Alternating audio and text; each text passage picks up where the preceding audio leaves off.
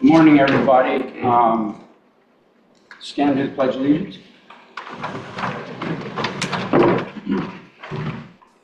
Pledge allegiance to the flag of the United States of America and to the republic for which it stands, one nation, under God, indivisible, with liberty and justice for all.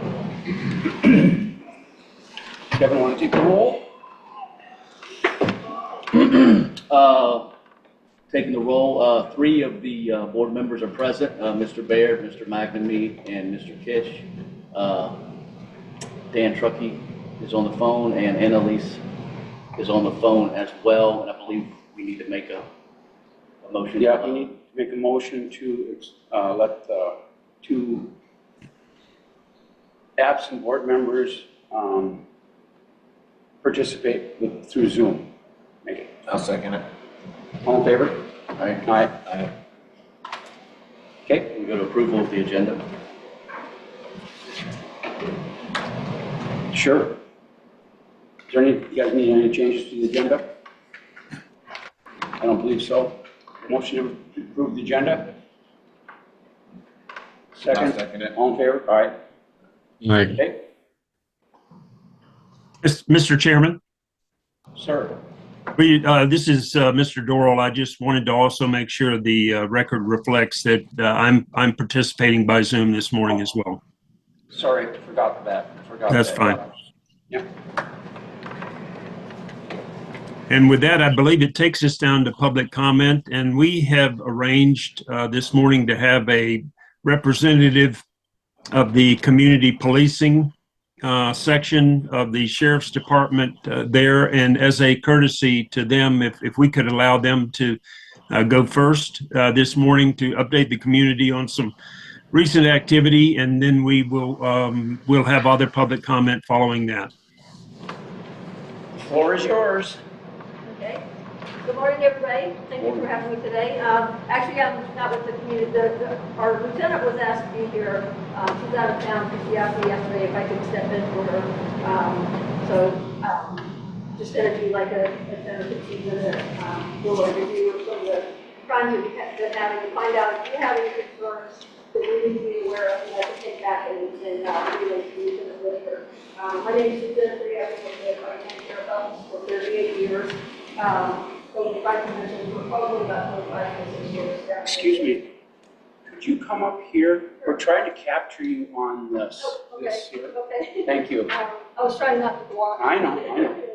So, one of the things we always like to share with the communities is the calls for service in the community. So, we take what we feel like are the ones that are the most interest to you. So, we have had, this is from January 1st to June 25th of this year.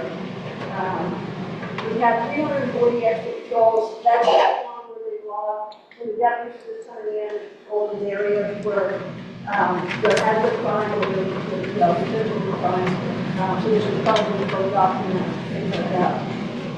We had 29 medical emergencies. A lot of times you see this is only what's going on, and we're going to be on call and ask and give. Sometimes people really need details. A lot of times if you call and ask what's going on in the community, they will be able to tell you what it is and how to investigate this. We had 26 911 hang-ups, 12 suspicious persons and vehicles. Those who appreciate, that's what we want you to do. Even if it's someone that turns out to be nothing, we want to get those phone calls and suspicious activity. That's the only way we can find in progress. We had 9 burglaries and thefts. Most of those were recently closed. We had 9 disturbances, civil disputes, domestic disputes, things like that. 5 animal complaints, 5 flies, and 4 alarms. I'm leaving a copy of that with you all. I know a lot of you probably are concerned about the boat theft, the thefts from the boats and burglaries. We do have several active investigations going with those. We are making progress on it. I do believe they have a suspect. I don't know if it's the same person for all of them. And we have some evidence that's being processed for touch DNA, and that does take a little bit of time. especially when it's something like a stolen fishing pole or something like that. There's other crimes that are gonna always take priority to that, which I'm sure you can understand that. We do have the speed trailer out here. I understand you want it in the communities. I'm going to ask if we could. Yeah, if we could get it, go ahead. Well, it says you're leaving our community. That was what I said yesterday. When I- That doesn't make Yeah. any sense to me. That's- So, okay. Just tell her to put it on Union. Oh, Or we're gonna bring it you up either there, turn it around and put it on that side, or or, put it over here, Yeah. because it's getting them as they're leaving. That to me didn't make sense, so I'm Right. glad you mentioned that. Some of the residents, I think, too, were hoping maybe we could put it over on Newport Drive and maybe on Kay's Drive too for a Okay. short period of time. And I That's saw up your to you. email this morning, was that the streets you mentioned? I know Sunrise, okay. If there's, I'll pass those streets on, if there's any other areas, just let me know, or let Lieutenant Whitaker know, but we'll work on that for you. Thank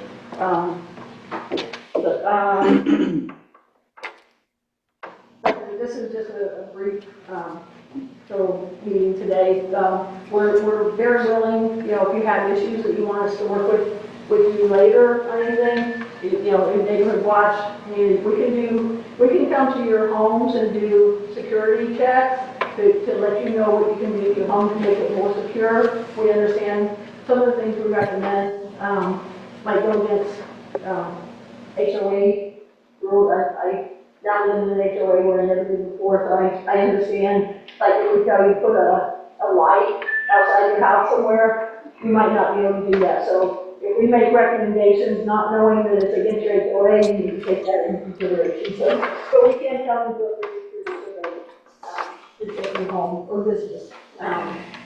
Do any of you have any concerns, or, because I don't want to take up a lot of time, I know you have an agenda for today, where we want to get our foot in the door with you, let you know we're available for, for whatever. But does anybody have any questions or concerns that I can address right now, or if I can't answer, I can get an answer for you? I got a question for you. Okay. Those, reports that you were reading, Mhm. that's for the Port of the Islands. Do you have similar reports for like that next community up the road that's, changes its name, Golden Eagle or whatever it is now? I don't know. The next one with the golf course, Royal Oh, Palms. Laura Pond. Royal Palms, okay. Do you have reports for something like that that's gated? Do you have any, information? I haven't seen anything for that community for a while. We do have, reports for East Naples and Marco Island, anywhere there's boating communities, that's a big thing is boats. well, I was more curious about the gated, to see if there's any Yeah, I difference haven't seen between a any gated. reports for that area. Sometimes when there's construction going on in a community, which there isn't there right now, we do have construction sites out. A lot of that, is a lot of times that's people that are working in that industry. Right. But as far as, burglaries and thefts in that area, I really don't remember the last time we had one in there. So they're not getting, when you say you don't get reports, it means there hasn't been a loss. I have not seen any report, I can check on that for you, but I have not seen any reports. That'd be Yeah. nice. Yeah, that'd Yeah. be nice. But one of the things that, one of the most important things I want to talk about today, and we do have, boat burglary prevention brochures here, if anybody has boats. But one of the main things I want to talk about just briefly is the crime triangles, what we call that. And it takes all three, points there for a crime to occur. You have to have somebody with a desire, somebody with an ability, sorry, get back over here, and somebody with the opportunity to commit a crime. We can never prevent somebody from having the desire to commit a crime, and we cannot stop somebody from having the ability to commit a crime, because they might not be here where they can break into your boat, but they can break into your computer, or hack into your bank account, and things like that. But we can stop the opportunity.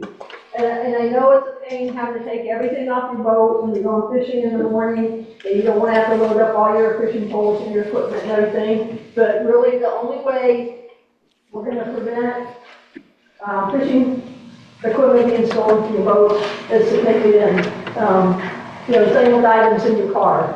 Collier County, our biggest problem is car burglaries. people, and I don't even want to say breaking in, because they're not breaking in, the cars are unlocked. And the purse is there, the guns are there, the cell phones, money, and you know, take the things in, lock the door, take the key fob in. People are leaving their key fobs in the car. You know, they're just really making it easy. People are just going flipping car handles, and when they find one open, that's the one they take. So that, you know, it's all about prevention. And I've lived in Naples my whole life. I remember when we had to put a lock on the door. Because growing up, we didn't have to do that. But now we do, unfortunately. So, that's for all. Yeah. Right, and go make it easy for the criminals. So, but I will check on that, if you want me to check on that. Sure, yes. Sue, thank you. Yep. No other questions? Do you want me to leave this, or so you can take it, or will it be in your way, or? Totally up to you. I'm willing to leave it if people will take it. Well, just leave it, please. Okay, this I do need, but, the rest of it, if you need. Thank you very much. Absolutely. I'll email you with some of the things that we can help you with. Okay, thanks again. Thank you.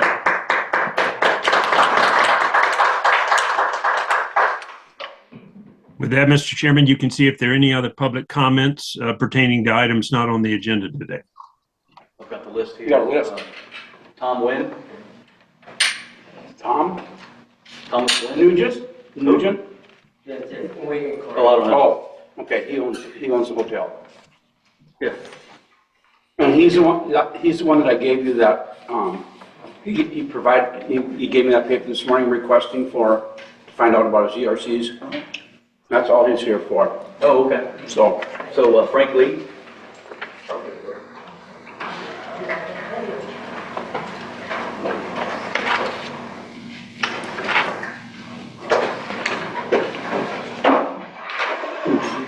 Yeah, it wasn't look good. we don't have an ambulance ready today. I want to set it up. Frank Lee, 275 Case Drive. I come here today to present a petition from a number of residents. And I just need 1 minute to say what we are not requesting. Our request was that the CID issue a request for proposals, which should be minimal cost, about a couple hours of staff time to put something out. These go to licensed, bonded, professional companies.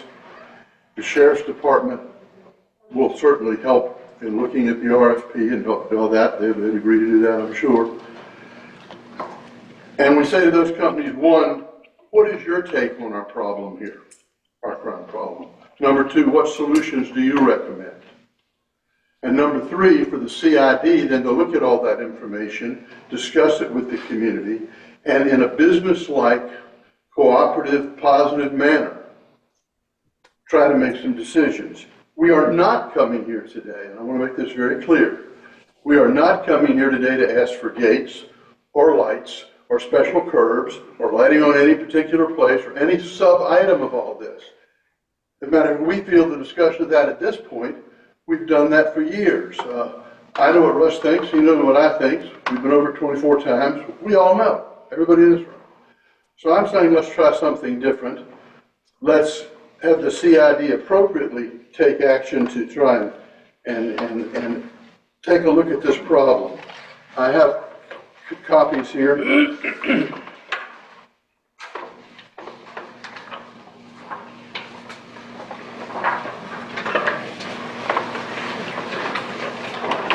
If you got any extras, I'll give to the other people, the other board members.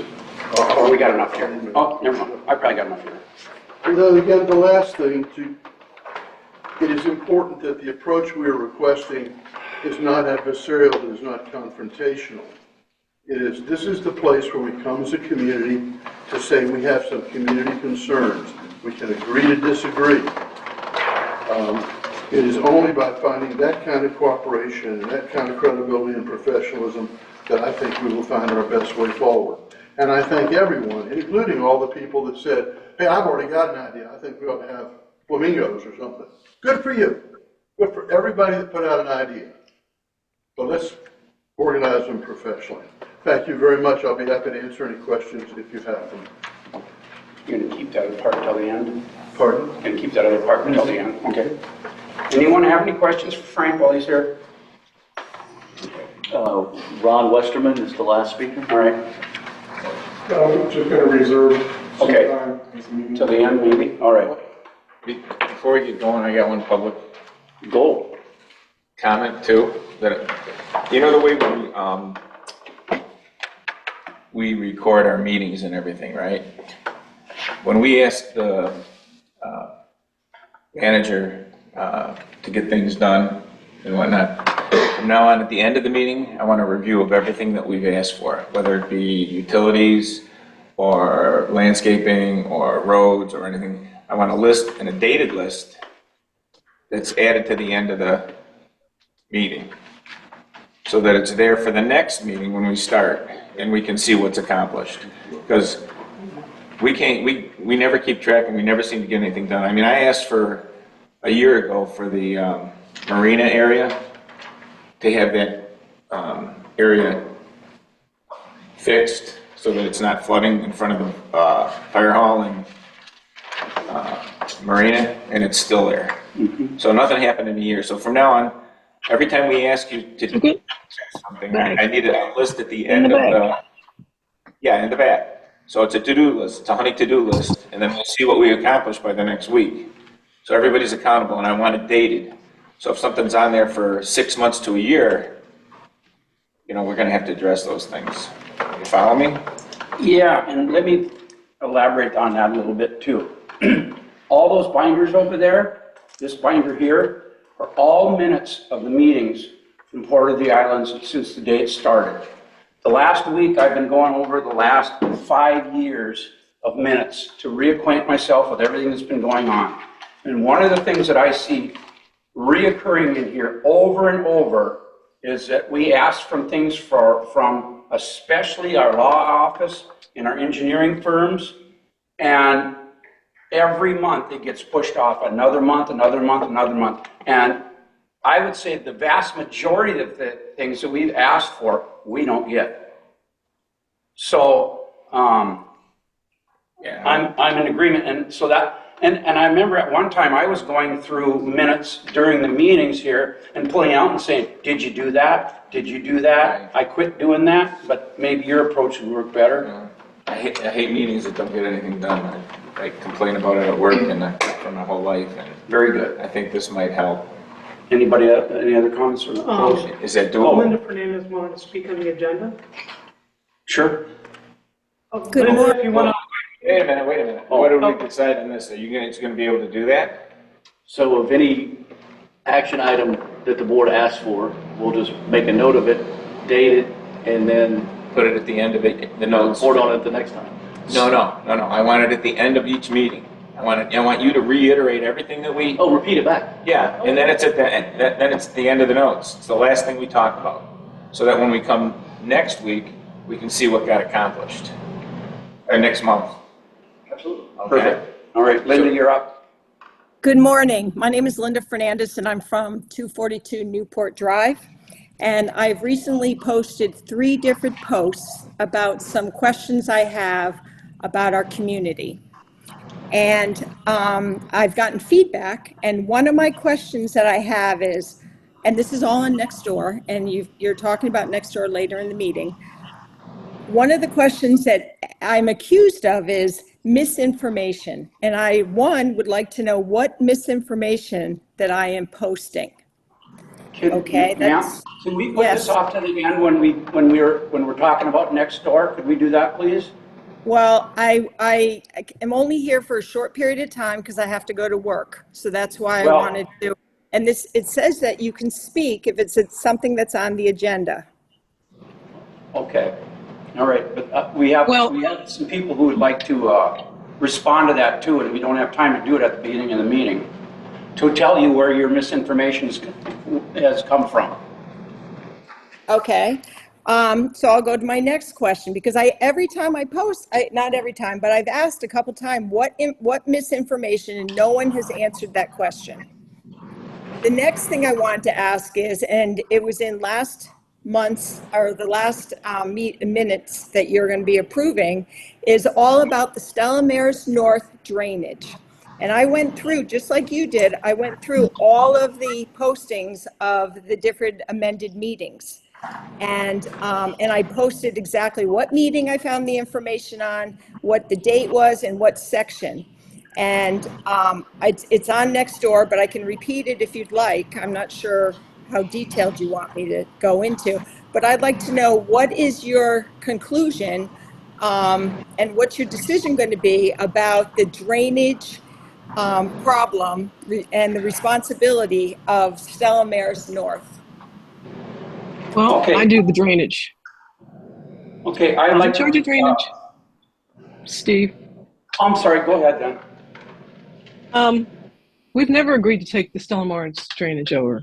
We've never agreed to that. It's never been in the minutes. So I don't know where you got your information. Okay, if you look on, right now, on It the might have agenda. said that we discussed it, but it never said we were going to do it.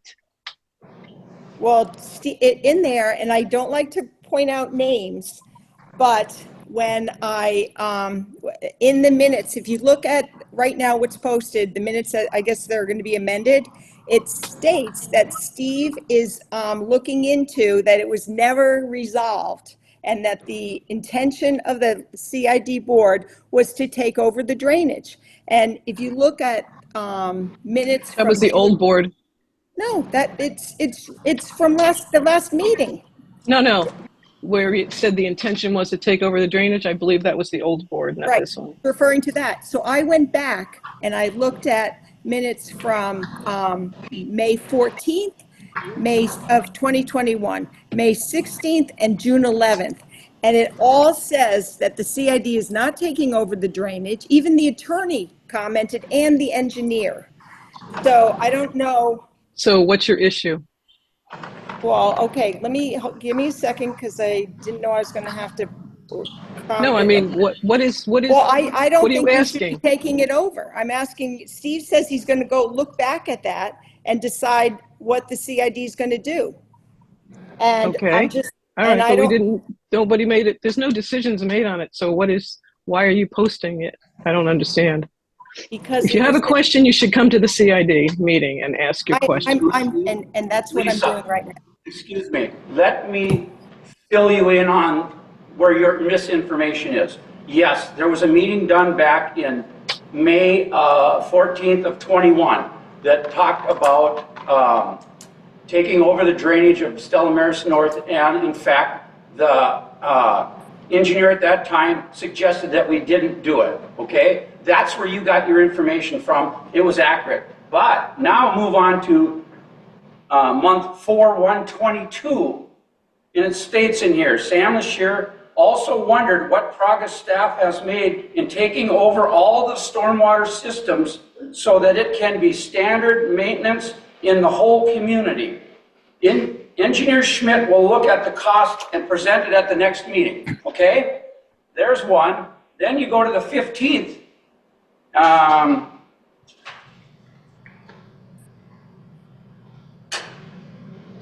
Yes, 1 second, please.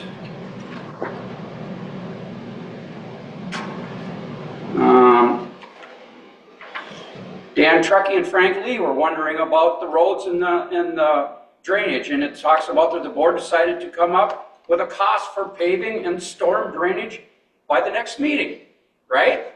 Okay, Yep. then you can go to the next month, 5/20.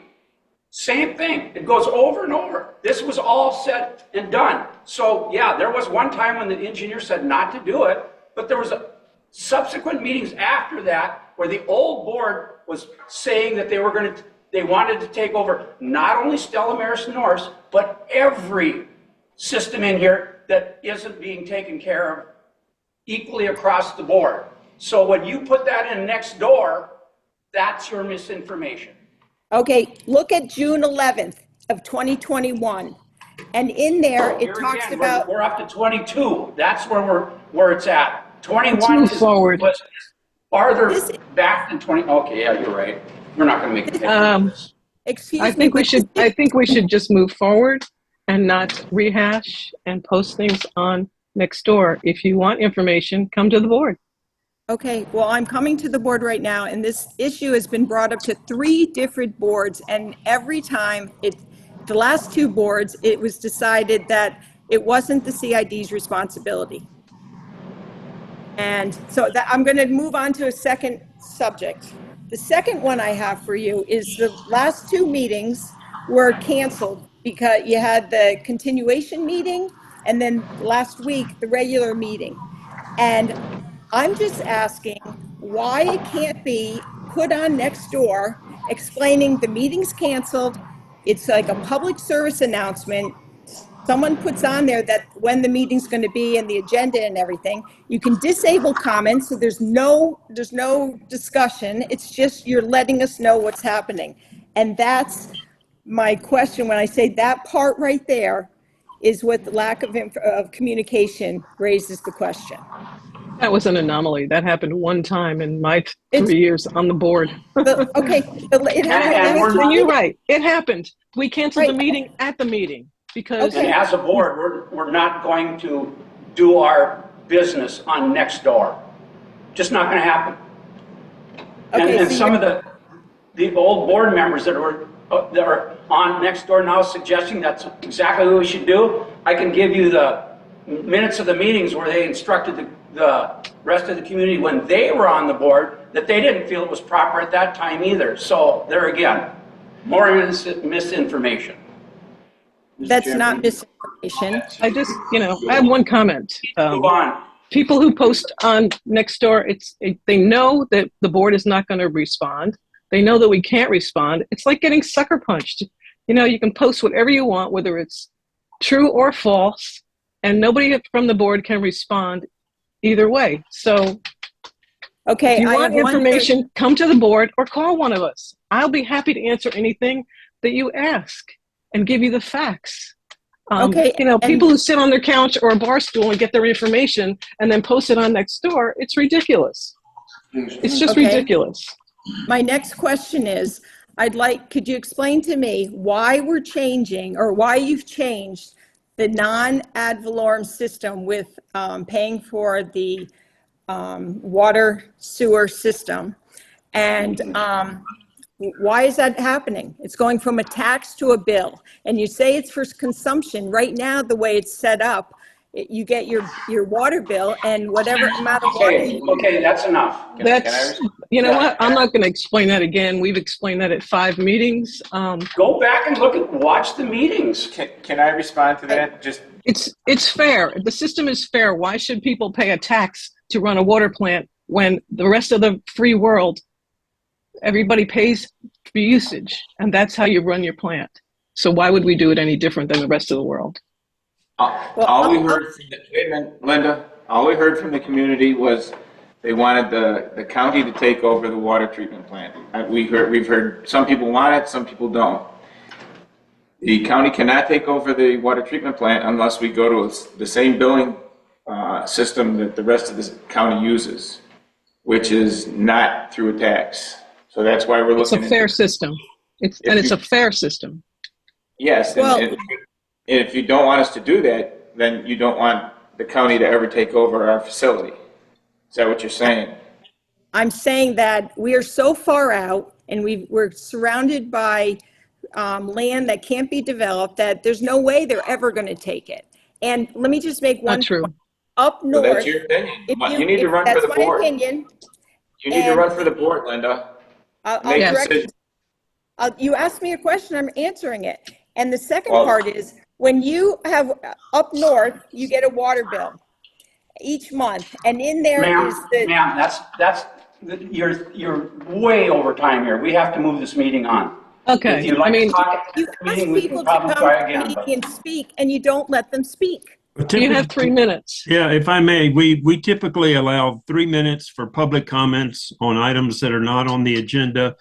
Certain issues concerning the upcoming change in utility rates are on the agenda today. I think this lady has talked for almost 15 minutes. My suggestion would be to thank her for her opinions and to continue to monitor the meeting, but we do need to move on. Yes, I agree. And I'll be happy to talk to you on the phone. If you want to call me, I will talk to you on the phone. Fine, I But- will be. All right. I look Mr. forward to it. Mr. Chairman, the next item is item 4. This is the approval of the minutes from your regular meeting of May the 16th.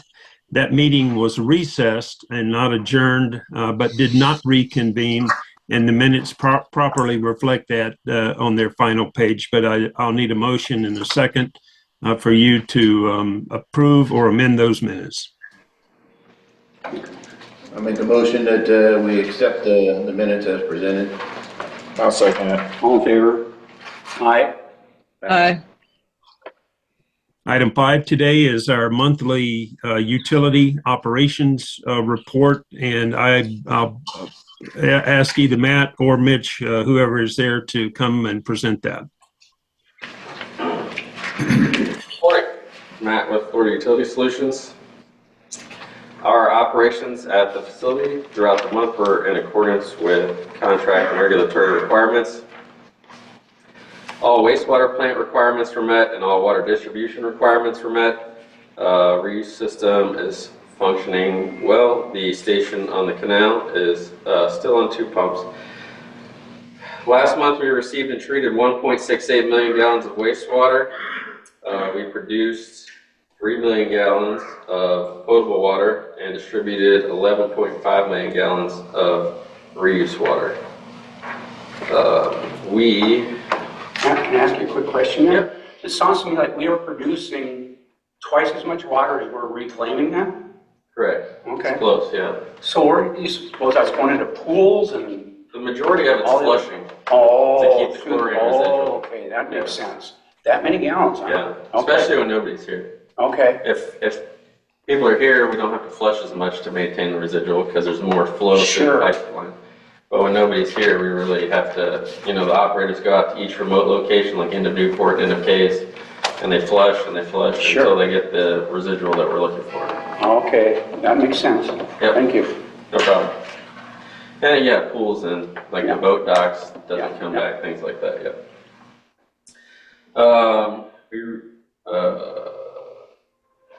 Let's see, we used 950 gallons of chlorine.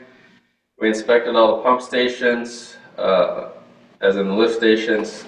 We performed odor control checks. Work continued on plant upgrades that were previously approved. We replaced some crushed valve boxes throughout the community.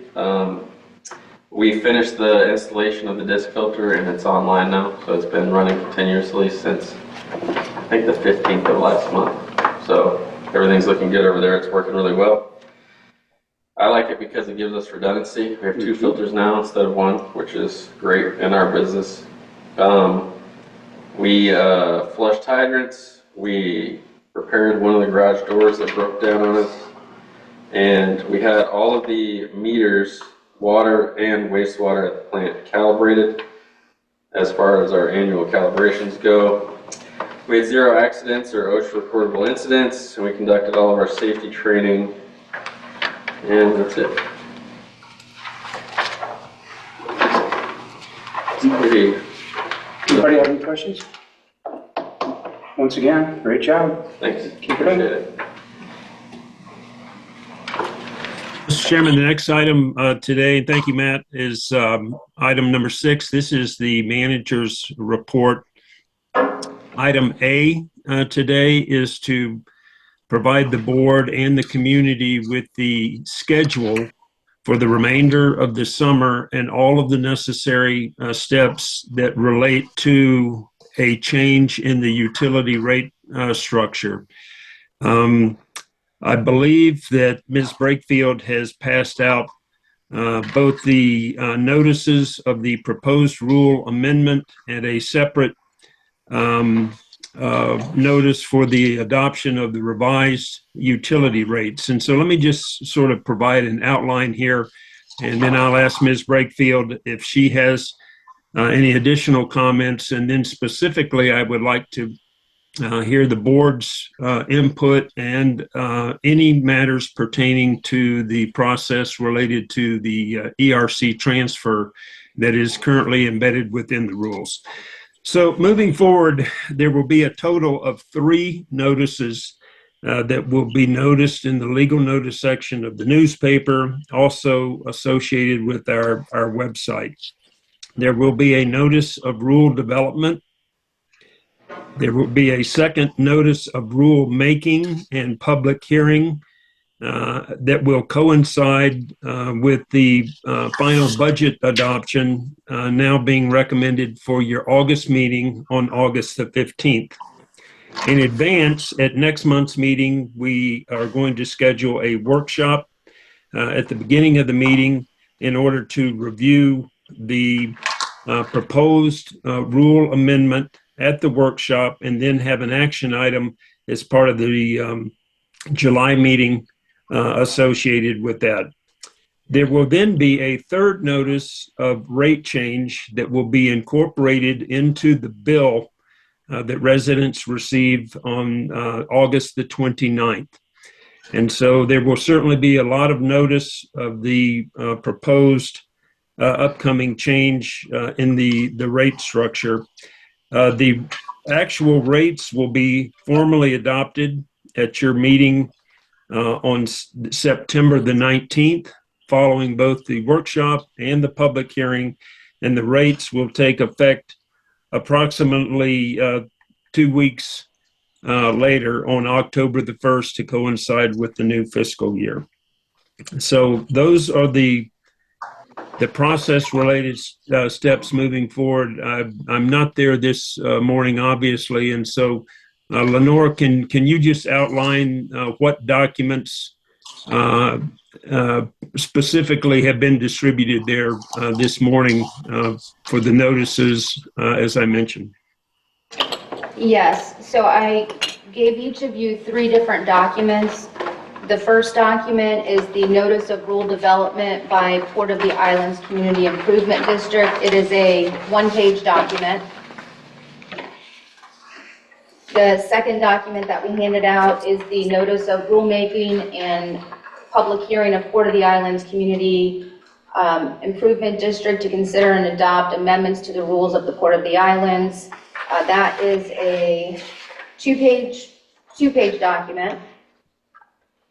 And then there's also a fairly thick document, about 30 pages, which is the proposed amendments, which have been redlined in there. And I think what Neil's proposing is that you all would discuss the recommended changes at the workshop next month. Neil, before the next workshop, could we put these 3 documents on our CID website? Yes, sir. Of all the clients that we have, and we have some awfully good clients, this community has, I believe, one of the better records of communicating this type of information in advance. And I will make that note so that both of the 2 notices and the proposed amendment redline version of your existing rating rules will all be uploaded onto the website as early as this coming Monday. Great. I know it boggles my mind that we have all of this information and it still goes out to the public completely twisted by the time it gets to next door.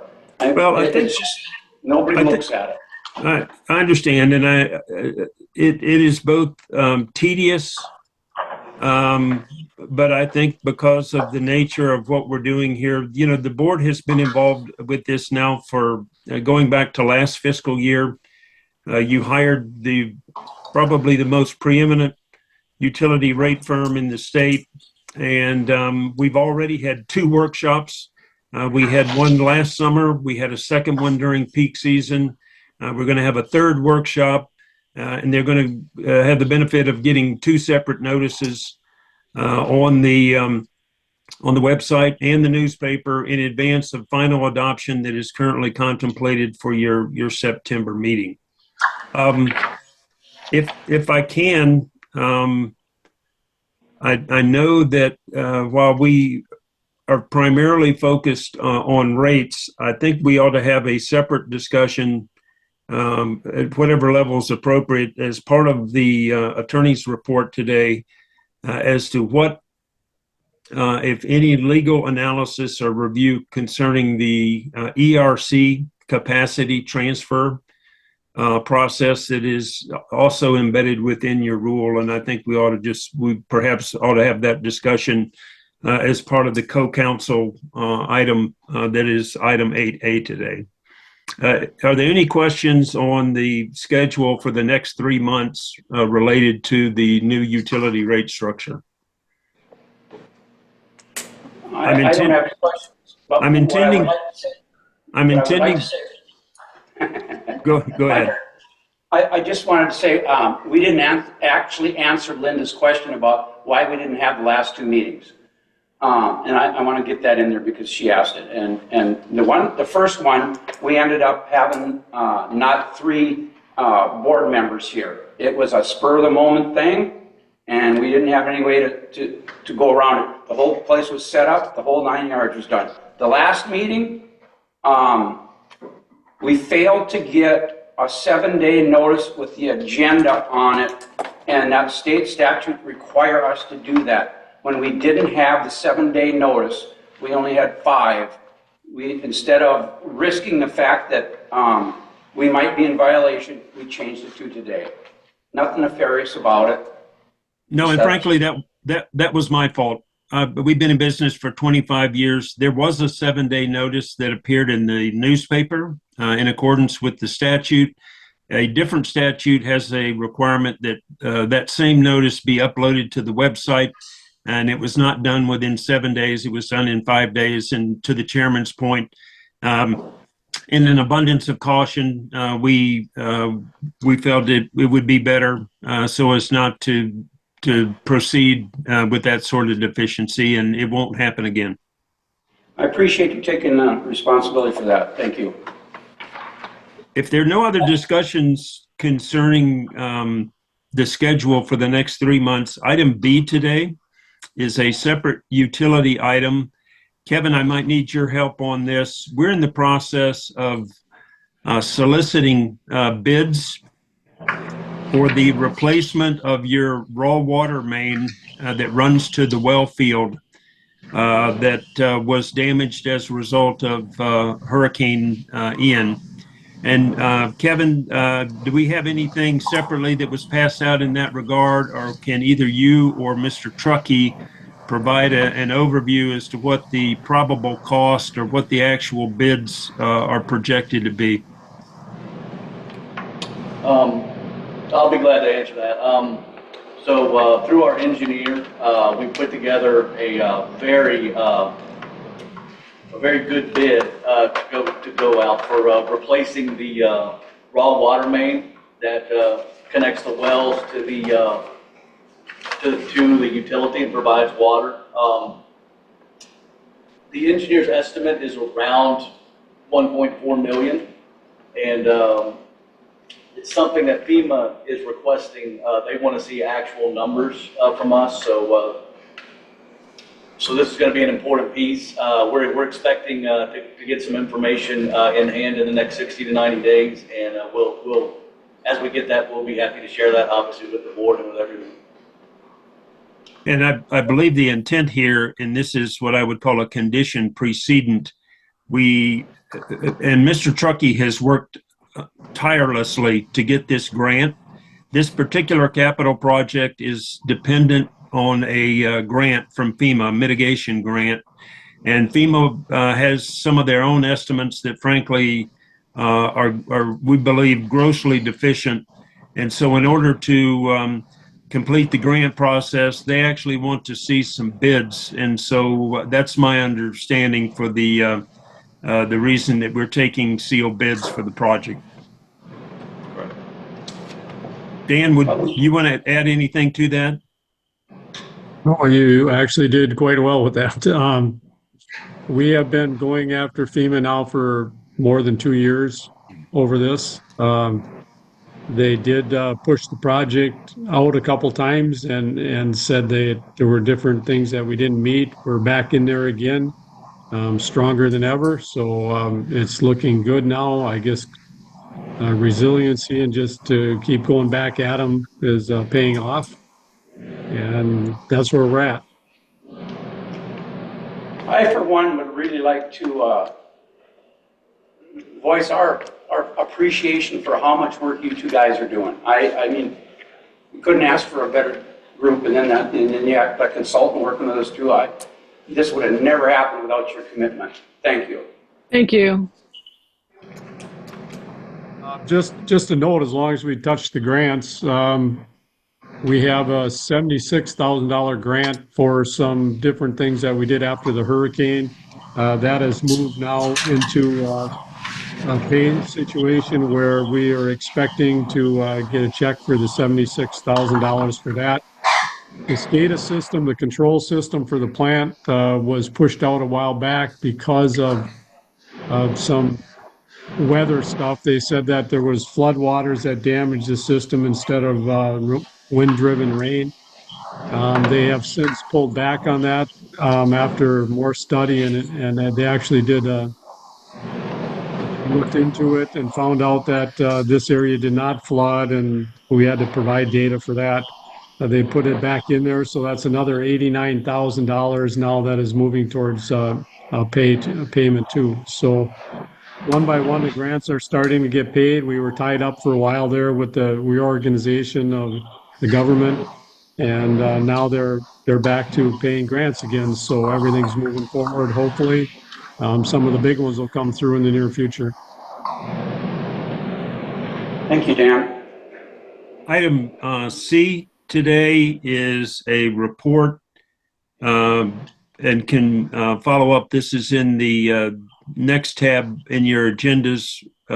When we were able to renew your operating permits for the utility plant, on the wastewater side, there was a special condition that further analysis be undertaken of both arsenic levels and lead levels within certain monitoring wells that are in the community and adjacent to the effluent storage pond, which in this case, while it's my understanding is not typically used, we have enough demand that we don't store a lot of effluent on site. There is a monitoring well adjacent to that. With the help of our civil engineer and a sub-consultant who's a hydrologist, the report was done. I would draw your attention, if you've had a chance to look at it, to page 5 and 6, which are the conclusions. I've had a separate opportunity to discuss this with Mr. Truckee. Dan has some of his own thoughts concerning why some of the historical anomalies and the numbering of the wells and the sampling process, but suffice it to say that there does not appear to be any actionable levels of arsenic or lead in the samples in exceedance of the Department of Environmental Protection's standards. I would say, in addition, that both arsenic and lead within the body of this work are naturally occurring substances within the soils of Florida, but the report took into consideration the adjacent historical trap and skeet sporting clays facility that goes back, I believe, to the 60s or 70s. And while there are some higher levels of lead within the soils, the superficial soils, again, I think that's kind of the 30,000-foot overview. Dan, would you like to add any comments to that? We thought it was important to have this report part of the record of today's meeting. Yeah, that's pretty much what the report says, that all the findings of the studies said that there were some levels that were a little bit higher due to the gun club, I guess, but nothing that's going to create a problem. Now, I would like to voice something on that too. This conclusion here. So we had testing done. The testing company came back and said that we had high levels of arsenic and lead, higher than that was acceptable, right? That information was passed on to Mr. Case and to M.I. Holmes. M.I. Holmes subsequently backed out of the deal until they had time to get another laboratory testing done on this facility. Now, in this conclusion here, I'll read one line. The extreme data changes and values may be the result of sampling techniques, analytical laboratory errors, and/or reporting errors. So what I've been getting out of this report is the people who are doing that did the tests on here and came up with these high levels botched this. And they botched it by a level of 1,000 times. It says it right in the report. And I, for one, think that this making MI Homes back out of this because of this particular situation. And I talked to MI Homes this past week, and that's what he told me. The only reason they backed out on this was because of this report that they got saying that we had too high levels in there, when in fact that was based on bad testing. I, for one, think that the board should look into trying to get damages back from them, because this is going to cost us a lot of money. Does anybody else have any views on that? I agree with you. I agree. I mean, we paid them a lot of money to do these tests, and they came back and they basically cost us hundreds of thousands of dollars. Anything else on that? Anything else, Neil? No, sir, not on that. I will make a note to follow up with the hydrologist to, as a layperson, have a better understanding of the chain of custody, sampling techniques. And I mean, if we're going to pursue a claim against the former companies that were responsible to do the required quarterly monitoring here, I want to be a little bit better informed. And so I'll make a note to see where or how we might be able to review documents that were part of that process to determine if errors or normal best practices were not followed. I'll add that to next month's meeting. So could we request that information from those testing companies so that we have that? I would think so. And that's why I said specifically, as in my limited knowledge of these types of things, there is normally documentation, chain of custody, and some sort of narrative concerning how the samples were pulled, how they were stored, how they were then analyzed at the labs, and just see if I can't be better informed as to what opportunities we might have to pursue. But I'll make a note. Very good. That's a great idea. Neil? Yes, sir. How much did that cost? It's not going to cost anything initially. No, the original testing. Just curious, how much did that overall testing cost? I have no idea. Steve seems to think that, the cost of that and for that period of time and whatever, follow-up work was done entails $100,000. That's, I don't know. Wow. See. Yeah. Okay, let's move With on. that, yes, sir. Item 7 today are the financials. These would be the 7th month financials of this fiscal year. They're behind the next tab in your agenda materials. The district at the end of April had $5,360,000 in cash. $4 million of that is in your primary operating or your general fund account. There's $1,459,000 that are in your separate utility account.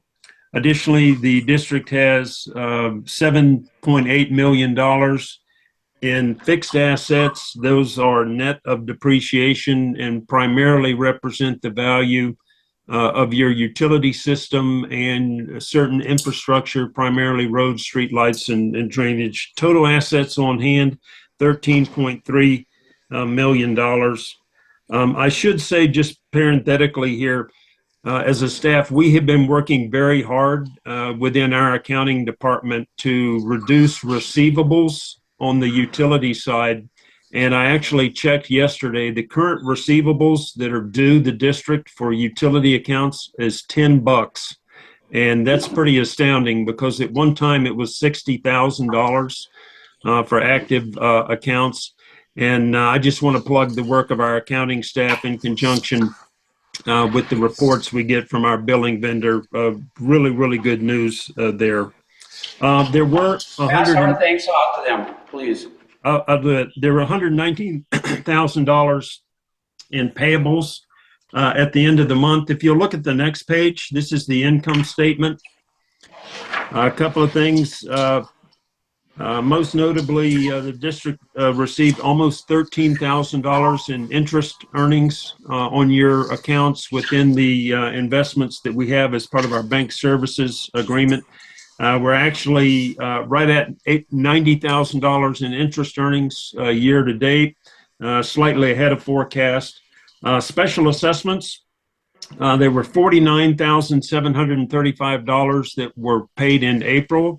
They would have been delinquent at that point, and so they include some fees and penalties that were paid.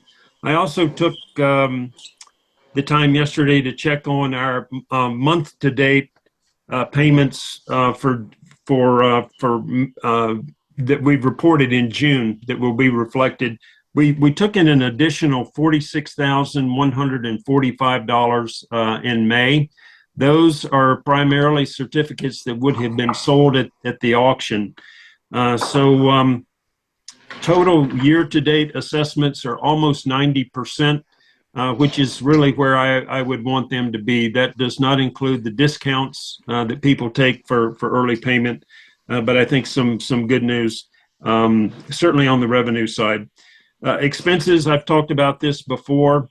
We're year to date, we're over budget in engineering pretty significantly. But most of that is being driven by board authorized projects or work associated with capital improvements that Dan just alluded to. Overall, within the general fund, because some of the capital work has lagged a little bit behind. Year to date, we're $300,000 under budget, but as we continue to implement some of the capital improvements, $229,000 within the utility side and reserve contributions. We net those out and we're about $100,000 under budget. So we're favorable year to date to budget. I'm really pretty happy where we are overall. Neil, while we're on financials, I want to broach one thing quickly. And I don't know if you should explain this or I should try to explain it, but we've explained it in many meetings here about the past board borrowing $1 million from Valley Bank at 3.95% interest.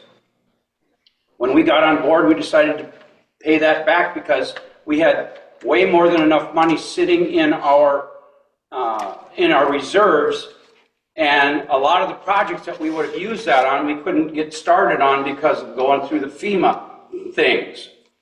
But the other big thing is that loan should have never been taken from Valley Bank. The reason is we've got other avenues that a CID can borrow from the state at much lower interest rates, and some of those will get forgiveness on some of those things. So, and the amount of money that we've got our reserves in, the interest rate that they're drawing on is much higher than what the state would charge us to borrow money from them. Anybody who can do simple math would understand that that's why you would borrow it rather than taking it out of your savings account at a higher interest rate. This isn't very difficult to understand, but if you don't want to understand it, then go on next door and listen to them. Sorry about that. Go ahead. Yeah, I would just say, and this staff has discussed this with the utility rate consultant.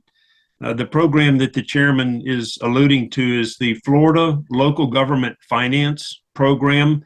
It sort of functions like a farmer's co-op, where small governments and districts like ourselves can take advantage of tax-exempt financing for special purpose districts. And, you know, frankly, the rates are variable, but in the last 6 months, they've been around 3.1%. For loans of this nature with very, very low closing costs. And so as we as we contemplate future debt, say within the next 3 to 5 years, we certainly need to be looking at the Florida Local Government Finance Corporation in lieu of what I would call commercial banks. And why they ever chose a bank who's chartered, I believe, out in Arizona, I'm not sure. But your funds are now invested locally with Florida Integrity Bank, and we piggyback off of the same bank contract that the Board of County Commissioners do, and that's why we've had pretty good year-to-date interest earnings. But like I said, that's all I'd offer there. Thank you. And with that, Mr. Chairman, you can entertain a motion to accept the financials, and then we'll move on to the attorney's report. Make a motion, we accept the financials for April. Second. I'll second. All in favor? Aye. Aye. Aye. Thank you for that. Item 8 today, Lenore, is the attorney's report. Okay, thank you. So the first thing that we have on the agenda was the asking for the second opinion from a different attorney, law firm for the ERC and O&M transfer. And Zach did contact Leo Salvatore, Mark Muller, Clay Brooker, and Jeff Wright. And for whatever reason, 3 of those attorneys were either didn't have the capacity or just wasn't something they were comfortable taking on. But the good news is we did get an engagement letter from Leo Salvatore, which I believe you all have. You know, of particular note, what's in there is kind of the scope of what he's agreeing to do, as well as what his rates are. Leo's rate is $485 an hour. He does have individuals in his office that bill less, but I assume that Leo will be doing the majority of the work at that price. Are there any questions specifically on the engagement letter that he provided? You know, we just got it, so none of us have had a chance to read it, so it would be pretty hard to have input on that right now.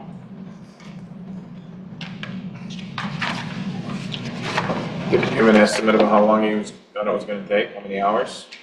Not that I'm aware of.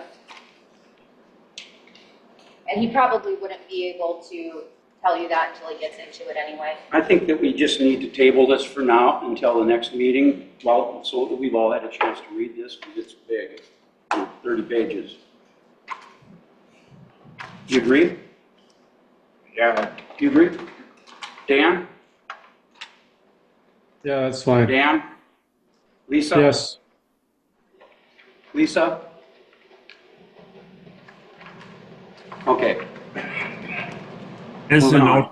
as an alternative, would you be comfortable limiting his background analysis to say $5,000, so that at least we won't have to have further delays associated with that? That might be a better alternative until we can get a better estimate from him as to what the cost will be after he reviews the history pertaining to both the ERC issue as well as the default on the parcel 13 tract. So that's what we've requested information on, is the ERCs and Lindsay Case's parcel, right? Thus far, yes, sir. Okay, I wasn't sure. So the question is, I understand if this was just distributed, Supposed to. Go ahead. any hesitancy on the board's part to at least have us engage an amount not to exceed in order to have him review the necessary history and documents in order to give us a better estimate as to what this project might cost? You know, for me personally, I would like him to work on the parcel 13 information and how that, him backing out, and so far we're at on that. As far as him not buying the ERCs when he's supposed to, I think that should be our focal point.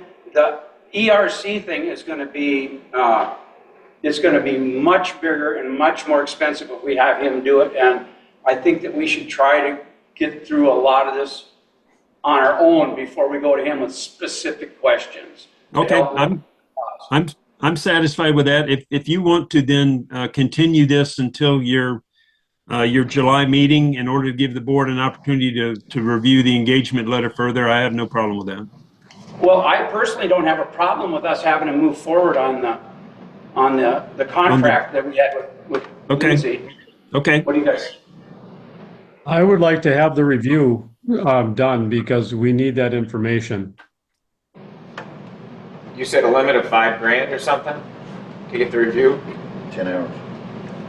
What do you think, Dan? Yes.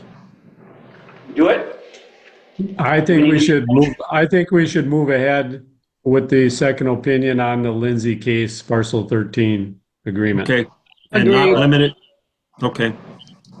Then I think what Ms. Brakefield needs is for a motion then to engage the Salvatore law firm specifically or solely at this time for the default action associated with parcel 13. We should, before we give that to him, we should have an idea, a better idea what it's going to cost. He should be able to say that, give us an estimate saying $5,000 or something. I hate to leave that totally open-ended. I don't think he's going to be able to give us a number. Like that's why he came up with the $5,000 cap. And so can I just say Yes. quickly here, so what it says in his engagement agreement for the scope of representation is the CDD will be our client in the matters discussed in this letter. Our work will include legal work for the CDD in connection with the limited issue of an interpretation of the closing agreement and paren utility ERCs between the CDD and Lindsay case. You may limit or expand the scope of our representation from time to time, provided that we agree to any substantial expansion. So that's kind of where he has it. So if you wanted to limit it, you certainly could do that. And then, you know, we can always go back to him and ask him what he anticipates the problem. And I just say this from my own experience is it's hard to provide estimates because you don't know if something's just going to require a lot of additional time. And I hate to set clients up for disappointment, but we can certainly ask. It doesn't hurt to ask. I would be in favor of that. I agree. You want to make a motion? Yeah, I'll make the motion that we engage with Salvatore Law Firm on a limited basis for lot 13 with a cap of $5,000. Second? I'll second that. Okay, Lisa, second. All in favor? Yes. Aye. Very good. Okay, the second item on my list is the PrepMac settlement discussion. So if you will indulge me, I just want to give you a brief update of where we are in the litigation right now. On June 16th, we had a docket sounding with the judge. And as you may or may not know, we filed a motion to continue the trial, which right now is very hard to get because there was just a rule amendment with the rules of civil procedure. I'm not going to bore you with those details, but we jointly filed with Mr. DaCosta a motion to continue the trial because of these settlement discussions and for the fact that we have to notice a closed door meeting. So that was granted, luckily that was granted. So we are now pushed to the trial docket that begins on September 2nd. So we're on the September 2nd to September 19 trial docket. And what I'm going to tell you guys is there will not be another continuance. We were very lucky to get this one to push it 2 months out. And in fact, the judge actually only wanted to push it 1 month, but both Mr. DaCosta and I are out of the country during that trial period. So we were lucky to get it to September, which gives us a little bit of wiggle room to hopefully get this case settled. We did receive a settlement offer from Mr. DaCosta a couple weeks ago. He knows that we have this meeting today, and I'm going to report back to him, you know, kind of a progress report, if you will. What we're asking for is a closed door session with the board so that we can discuss the settlement offer as well as our proposed response to that settlement. So I don't know if you have any comment about whether you want to have a closed door session with us to protect the attorney-client privilege. I've been working closely with Mr. Preppin on getting this settled out. And I think we're very close to a settlement, and I don't want to keep spending any more attorney's fees if we can actually come to an agreement on this. Basically, and I know they keep telling me I can't talk about this without being in a closed door session, but I don't know how else to handle this. Basically, what they want us to do is go back to where the assessments were the year before, where a boat dock was at a 0.25 and a liveaboard was at a 0.5. I know I negotiated that one before, but then later on, the board reevaluated and went up to the one. If we were to agree to that with a couple of other things, which one of them is that he wants us to hold that assessment for that, that 2.5 and 5 for 10 years. I don't think that's something that we can guarantee because we're not going to be on the board in 10 years or whatever, but I don't know that that's something that's a make or break thing for him either. I don't foresee that as a big sticking point, but it might be. But right now, me personally, from what I've read and spoken with, I would be in favor of going back to the 2.5 and the 5, but the other stipulation would be that we add a third category over there, and that would be for commercial used docks.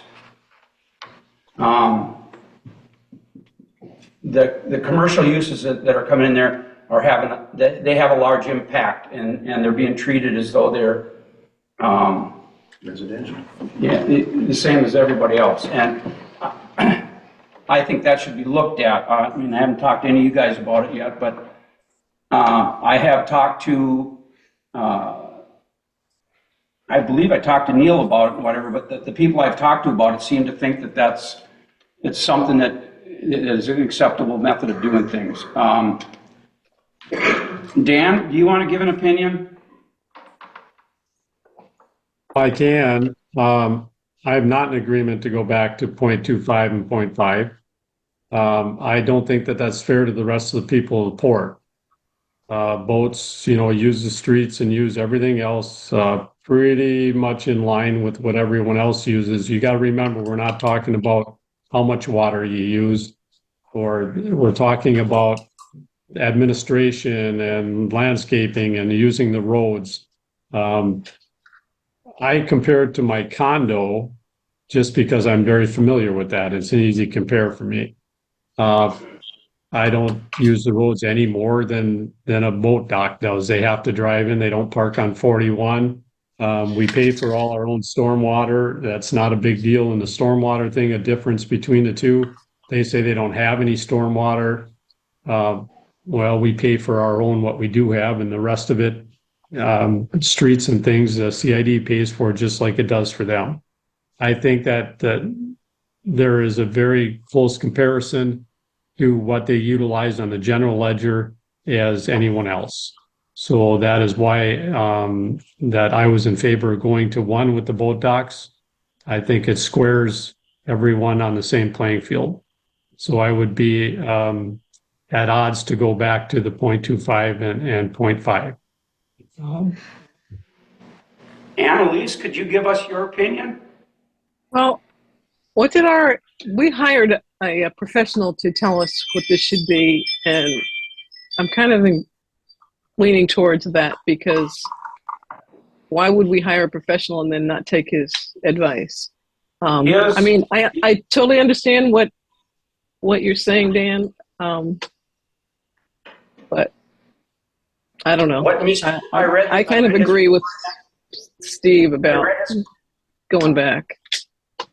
I read his report again, and he basically was in favor of going up to the 0.5 on the liveaboards. So that's what he said. He would let us go from the 0.25 on some up to 0.5. He felt comfortable with that, but he was not comfortable with going up to a 1.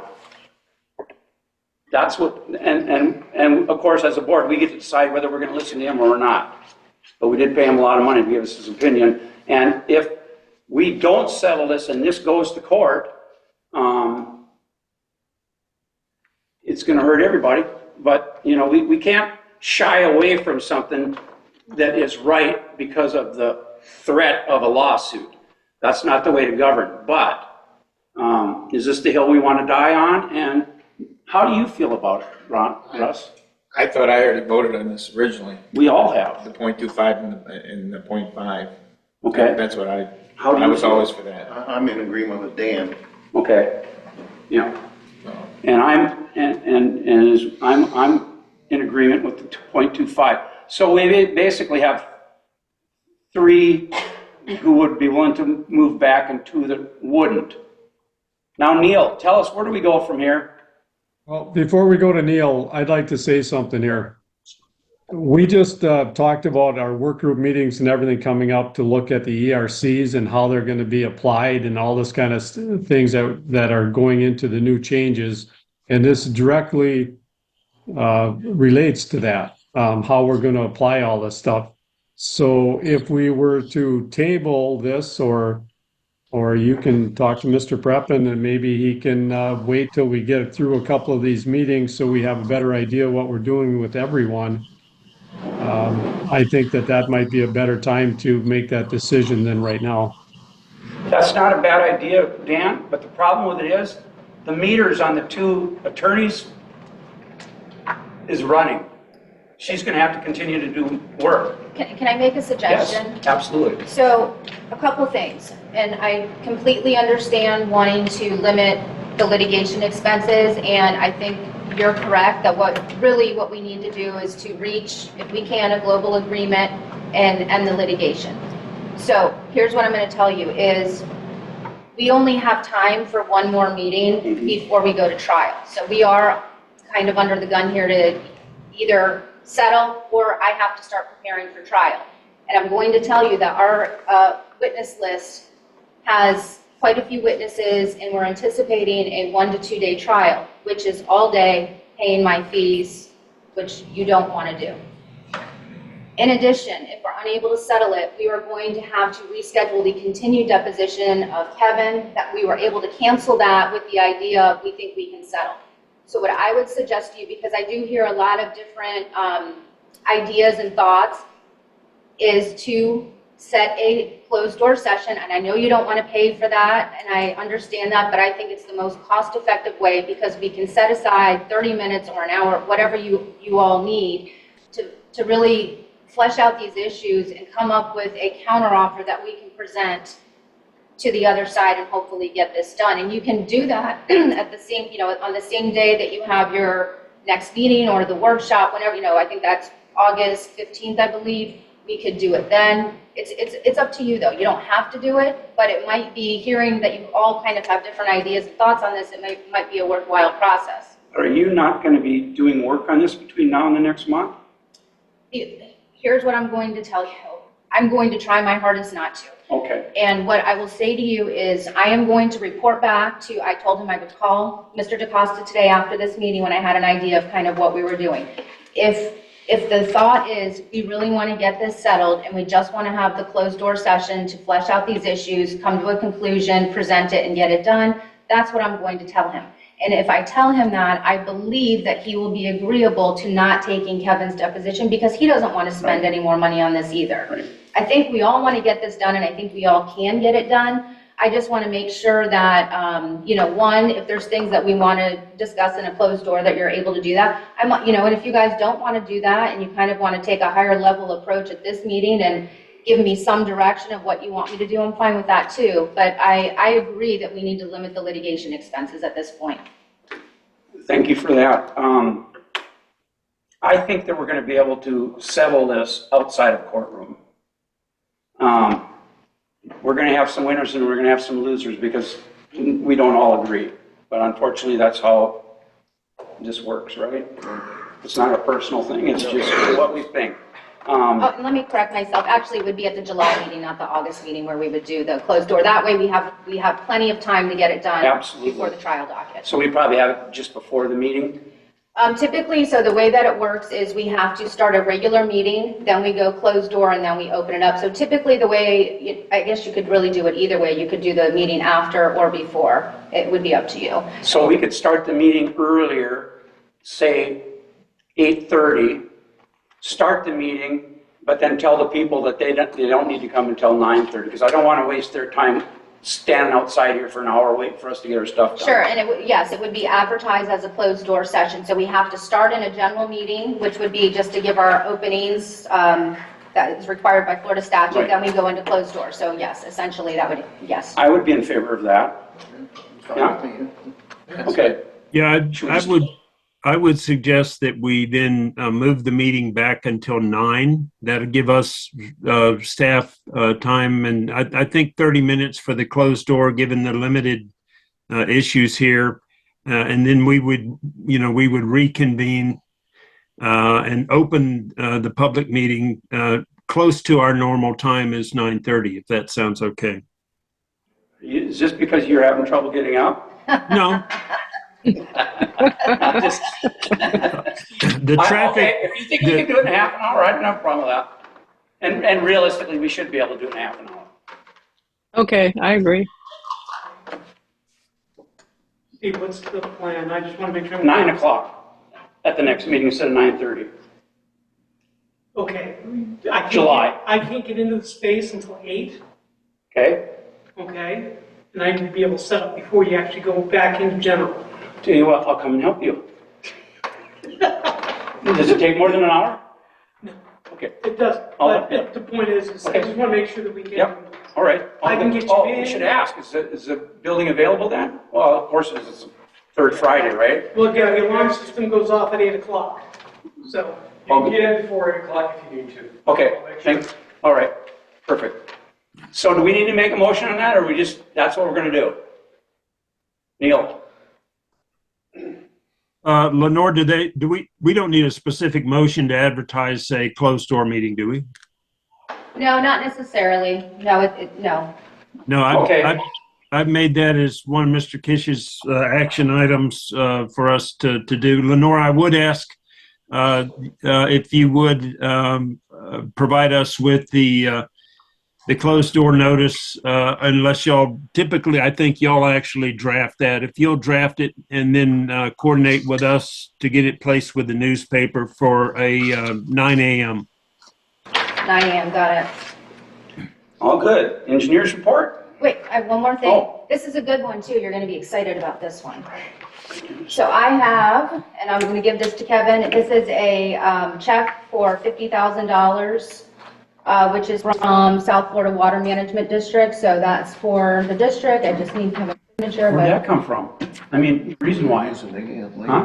Where they're doing their. Oh, sure. yeah, for the easement agreement. Good, Pursuant to good. the easement agreement. So if you'll just sign that. And then one other thing But that'll before you never come move up on. next door. Neil, do you want, do we need to get some motions for these, the notice of rule development for you to move forward with those? Yeah, I think it would be appropriate to have those reflected in the minutes of today's meeting for both the notice of rule development and notice of rule making. Neil, do you have any idea when they're gonna actually start working over there? I don't, Steve. We can find out. I'm just curious more than anything. I'm sure other people would like to know. Okay. So we just need a motion from one of you for, to direct Neil to go forward with noticing the notice of rule development and the notice of rulemaking and public hearing that he talked about in his section. I'll make that a motion. Second. I'll second it. All in favor? Aye. And the only other thing, Neil, that I wanted to bring to your attention, then I promise I'm done, is do we need to, because the budget hearing was originally in a resolution 2025-1 for July, do we need to have some sort of action taken to amend that date? Yes, we're pushing that back 1 month to August. So if we can, we'll just need a motion to what's the proper term? Reschedule the budget adoption hearing to the August 15th meeting. You need a motion for that? Yes, sir. Go for it. Make a motion. Yeah, I remember it is. Yes, just what she said. Just what she said, yeah, we make that amendment. So just, Review in August. yeah, so it's a motion to change the hearing date and to amend the resolution to change the budget date. That's what you said, right? Yeah, yeah, to change the budget date. I'll second it. All in favor? Aye. Very good. Engineer time? Nothing to report today, and that would take us down to any old business, if you're aware of any. I wasn't of them. And if not, then supervisor comments or new business from the supervisor's perspective. Okay, I added in a lot of these. The first one is to discuss the replacement of the water pipe underneath Highway 41 bridge. We talked about that maybe a year ago or something. Remember at that time that there was that the old engineering firm was estimating the cost of repainting that was $150,000. I don't know if that's just a number he pulled out of the air, like always, but I think that we should look into getting, I'm going to guess that it's going to be just as cheap to replace the thing as it is to redo it, but we need to get a proposal on that. How do we move about going to do this, Neil? Is this the irrigation main that is attached to the bridge? There's raw water and irrigation mains that go under the bridge. Okay. That was part of the CIP originally. Part of the CIP, yes. Yeah. If Kevin, would you just make a note to have Jared confirm the number or to give us a better detailed estimate that we can bring back to the board? And I don't know how it's strapped on there or anything, but he'll have all of that, and we just need a little bit better or updated estimate of probable cost. Now, our engineer looked at that before. Now, whether you ever got any records from him that show what he did, I wouldn't bet on it, but you never know. We'll do it. And Kevin, And this might be something that isn't covered by FEMA grants, correct? that's what I was just going to ask Kevin. I was just going to ask Kevin about that. Kevin, last year when we jumped into the LMS grants, we put some things in there when they had the time frame wrong. William did. Ron. Do you remember what all went into that right before that deadline? I don't think this was included in that, but that doesn't mean that we couldn't talk about a mitigation for this in a future grant. Well, my question is, do we move forward with this because we don't have the possibility of this being funded somewhere else and we just take it out of our reserves while moving forward on this? But if it's something that could possibly get covered by something else, I think it's in our best interest to wait, no matter what they say. I think the next step we were going to do was talk to the engineer and get an engineered estimate and see, and so that might be a good next step, just to see the cost and then go from there. Steve Okay. is. I have a question. Go. I have a question. Go. Could we have the engineer look at the pipe just to make sure that we're not pushing off something that needs to be done sooner rather than later? Yeah, that's my question. Is it leaking or was it damaged as a result of Hurricane Ian, or is it just old? It's just I think it's dated. just old. It's age. I think this Yeah. came up with the previous board. Oh, yeah. Yeah, I Yeah, thought they we said that. already agreed that we were gonna replace it. Of course you did. The board changed and, Yeah, tell through the cracks. They gave us an option when the pipe was inspected. They gave us an option to either sandblast it and repaint it or replace it. So if there was an option there to repaint it, then the pipe isn't, ready to fail right now. But I believe the prices came back that it was probably 2/3 as much to repaint it as buy a new one. So that's why we looked at a new pipe. So I don't think that it's in the CIP for 5 to 10 years we had to get that done? Or is it a 1 to 5 on the CIP? I don't remember. I don't remember that. All right, but anyway, it's in there to get it done. I don't know that it has to be immediately, but something to look at. If you don't want to wait for a grant, we can go ahead and do it. And one of the reasons I'm looking at that is one of the past board members was talking about that we could have a catastrophic failure with something in here, but didn't tell us what that catastrophic failure included. So I'm guessing it's that pipe because I don't know what else it would be. But if, like I said, if there's no way that we're going to get it paid any other way, I think we should move along with it. The next one is a discussion on road paving of Newport Drive. That would not be covered under any FEMA grants, right? Can be. Go ahead. Dan, was that you? Yes. Okay. I said it probably can be. They've paid for, there's some different grants out there that they paid for roads for communities.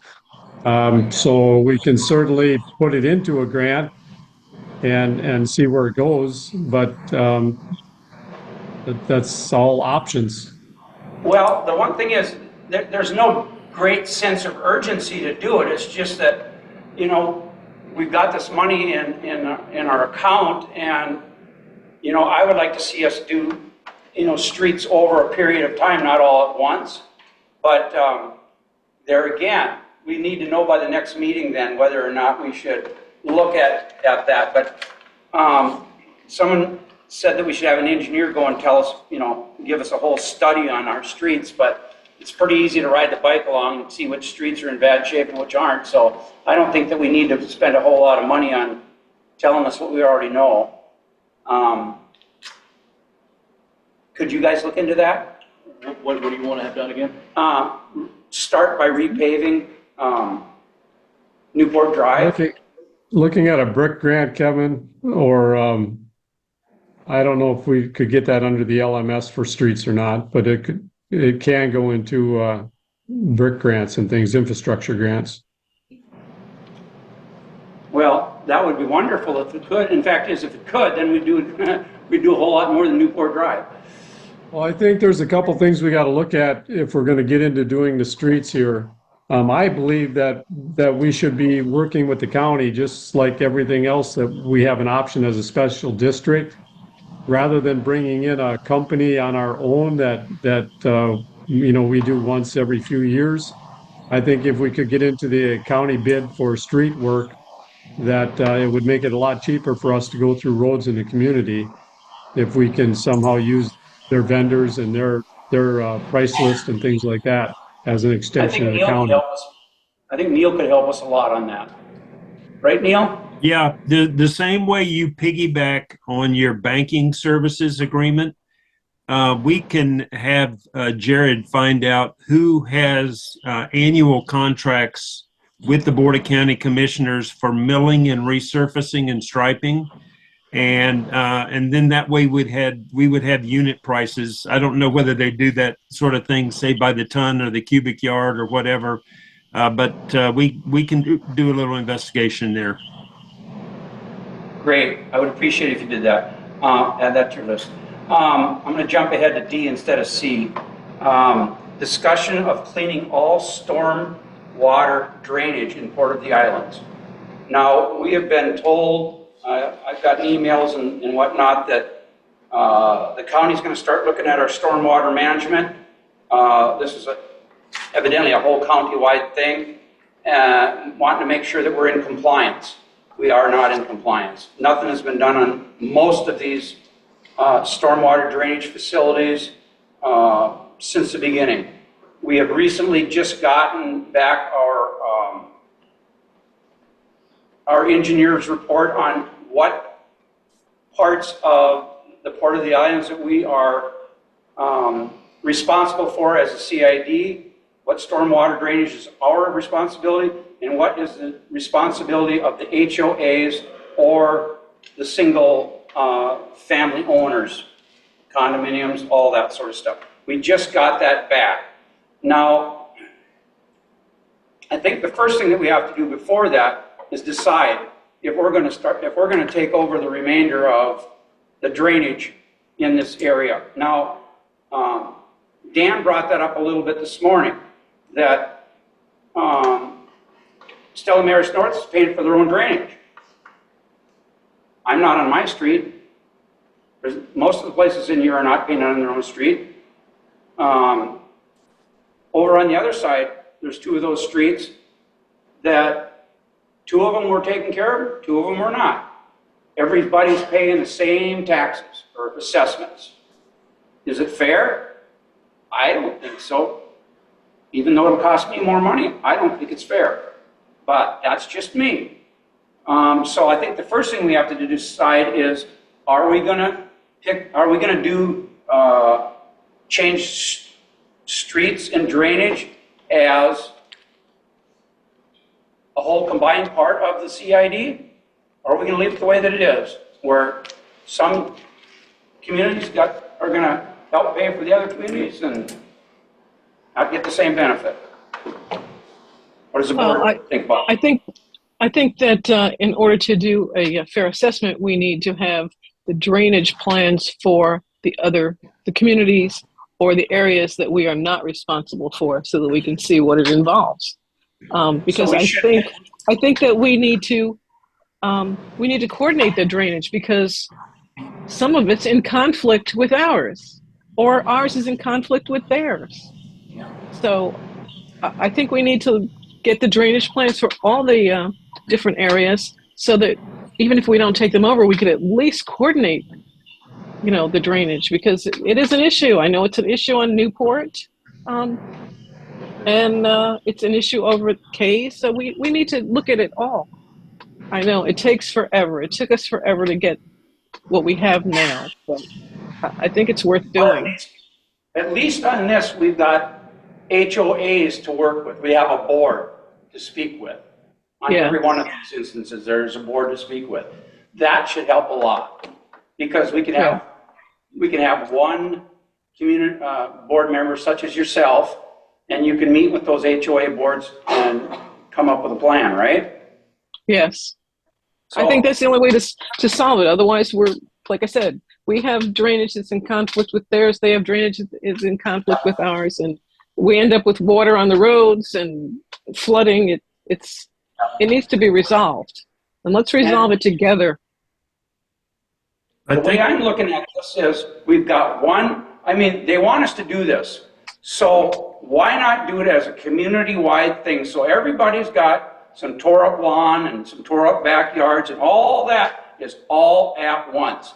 That way we can have our engineer come in and tell everybody, this is what your stormwater drainage is going to look like in your backyard or in your front yard. The parcels that are taking stormwater drainage off of their own parcel are responsible for their drainage. Drainage that's coming off of multiple places are the CID's drainage problem. Just like over there, say on my street, for instance, we've got two cross drains and that goes past my house. Those are taking the water off the street, therefore it's not off a single parcel. The CID is responsible for cleaning those ditches and putting that drainage in properly, as well as into the swales. Same way on the other side. If it's draining community, we take care of it. If it's not, it's up to the homeowners. Now, what I'm looking at is, the way it is before, we've got one homeowner's been dumping dirt in his swales, the next one hasn't. The new building has been done. Everything has been done different.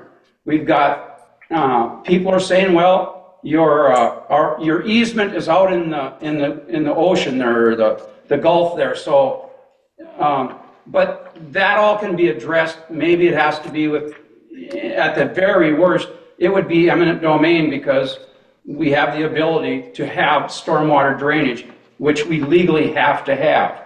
But what I'm looking at is, we do this as a community all at once. Now, you as a single owner or HOA, you decide, do you want us to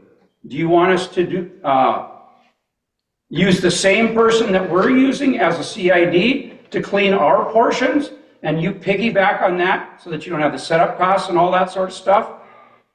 Or you hire whoever you want, or you do it yourself, because that's probably what I would do, is do it myself. But anyway, but that's your options. But it's going to get cleaned. It's all going to be brought back up to what it's supposed to be. once and for all. Because the way it is right now too, and I hated it when we were pitting neighbors against neighbors by saying, well, my next door neighbor's is higher than mine, and if he does this, blah, blah, blah, and it got into be a big mess. This way, it's just the engineers come in and say, this is what it's got to be, and that's what you put it to. There's no fighting between neighbors because that's what it's going to be. How do you guys feel? Make it right. That's the way that it should be. We should establish a standard and go with the standard. Everybody should know what the standard is. And as far as drainage for like Stella Mars or any other community, once their drainage is in compliance, then, we'll look at including it with our drainage. But I wouldn't take over anything that was not in compliance. Absolutely. And can we get a copy of that report if we don't have it, the engineer's report about drainage? Sure. Thank you. You should have it because Jared or Zach worked on it with Jared. Excellent, thank you. So I would like some feedback. What do you think, Dan? Is that, you agree? I agree. I agree that Okay. it's definitely has to be looked at. Well, not just looked at, but completed. Well, completed, yes, but we have to be in agreement on how it's going to be completed, so. I agree with that. But, this has been looked at for several years, and it's never come to a head. We need, you know what? We keep talking about the same problems over and over and over, and it gets old, and it's time consuming. We've got the money in our reserves, let's just get it done. All right? And the last one is addressing concerns posted on Nextdoor. Any board members have anything to say about that? I think we beat it to death already. I think that if somebody has a question, they should come to the board rather than post what they think on Nextdoor. That's all. And I'm open Okay. to anybody calling me for information, but I will not answer anybody on Nextdoor. I'll take phone Okay. calls also. I have no problem with that. I used to run a lot of firefighters in my career. And one thing I always said is that if people want to bring complaints or anything to us, that's great. But I'd also like them to be part of the solution. We don't have all the answers. I may have to tell you if you call that I don't know, I'll have to find out. But when you come in and you want to bring a complaint, think about how it can be resolved. Think about, as you bring your complaint forward, what are some possible solutions? And you might be a piece of the puzzle that makes it all work. I'd like to see the community involved, but not just complaining. I agree with you 100%. One of the things on Nextdoor that I have such a hard time doing as much work for this community and getting beat up as being unethical and all this sort of stuff. I sat down and I actually figured out how much money I've invested into this community since I moved here. It's over $100,000 that I have personally put into this community. Bringing in my equipment, doing all the things that can be done here. I've never even gotten paid for $1 of gas for it, nothing. I've done it because I wanted to do it for the community. When they came and asked the last meeting that I didn't attend and I wasn't able to be on Zoom because I was at a robotics competition, they asked for an appraisal on that piece of property that the CID wanted to buy from me. After that meeting, I got a hold of Neil the next Monday, and I said, Neil, cancel that appraisal because I will not sell that piece of property to Port of the Islands for any amount of money. Not because I don't think the Port of the Islands should buy it, because I do think they should buy it, because I won't put myself through this nonsense that these people keep going over and over on Nextdoor and saying that this board is looking at being unethical. And a lot of this is coming, and there gets to be a time where does a person have to keep putting up with this nonsense? like I said, I gave and I give and I give to this community, and what do I get back? This crap on next door. That's Yeah, my- like I said before, it's like getting sucker punched. You can't answer, so people just keep putting shit on there in plain English. And it's all, I don't even know where they get it. I don't know where they get it. Time for As comments. far, you know what else gets me? Yeah. That we had 20 people volunteer to fix the entrance to Kay's Drive, and we keep getting accused of spending all this money to have that redone. When you spent weeks taking out all that shrubbery, the community went in there and did the rest of it. We scraped and painted the 2 pillars coming in. We had somebody come in and donate a sign, which looks beautiful, by the way. But we keep getting accused of spending all this money frivolously on stuff that we had volunteers do. Where does that come Linda from? comes up and says that that the CID is only concerned with Kay's Drive. Well, here's the truth. The board got a bid to renovate the entrance, and it was over $30,000. I personally took all that stuff out, and I'm the guy that they're accusing of trying to do unethical things in here. I did all this stuff, and I hate the word I because it looks bad. But once I got done removing the stuff, the people in the community came together and did the rest of the work. The scraping of the walls, the painting, the shrubberies, all that. The only thing that the CID paid for was some sod to be replaced around it, the flowers that went in the flower bed, and the paint. So basically, our community kicked in and saved this place over $30,000 on that particular thing alone. And what do we get on next door? Enjoy it. Ron, your turn. Good morning, Ron, 285 Case Drive. Just want to see if we can't move along with the petition that was given to you guys today. Yes. And because you had said this was the last thing you were going to deal with. Very good. I said it was a good idea to get up here and talk to you. Okay. I think we need to do it and get it done and quit kicking things down the road. Let's get it done. We haven't, yes, thank you. We haven't addressed that.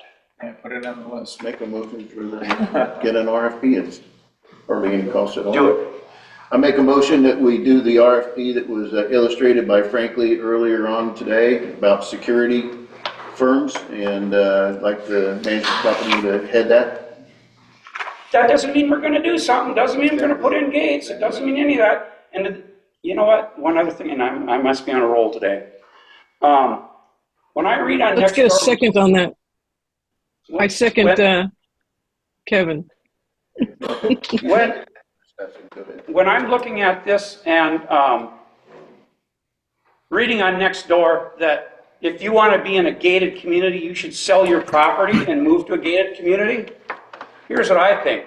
If you're not happy with the way things are being done around here and all this other stuff, please sell your places and move. I'll help you.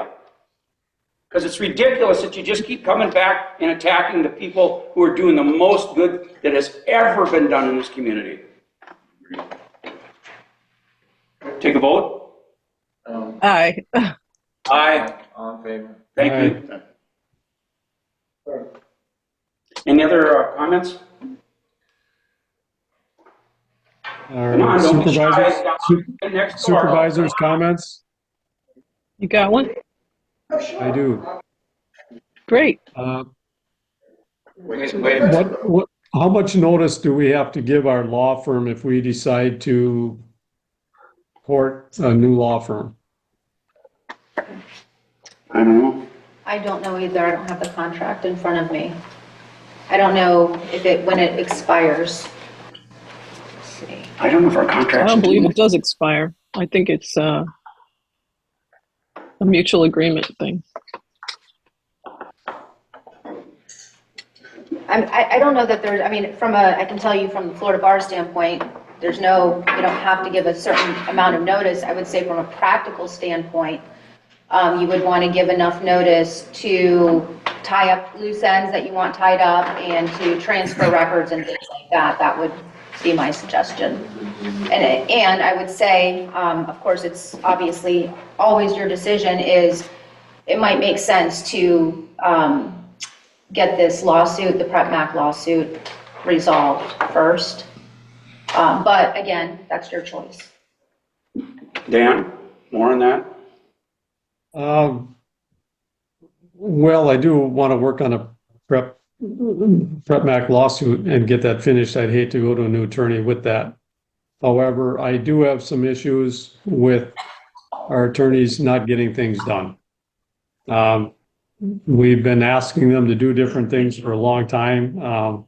Lenore, I have to say that I think that you're more of a breath of fresh air than Zach or Tony, and I want you to know that. But at the same time, I think that we should start the process of looking for a new law firm.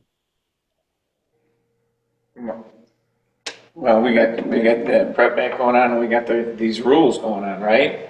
But we can still look. Yeah, we can look. But we're gonna have, that's one of the reasons I wanted this list.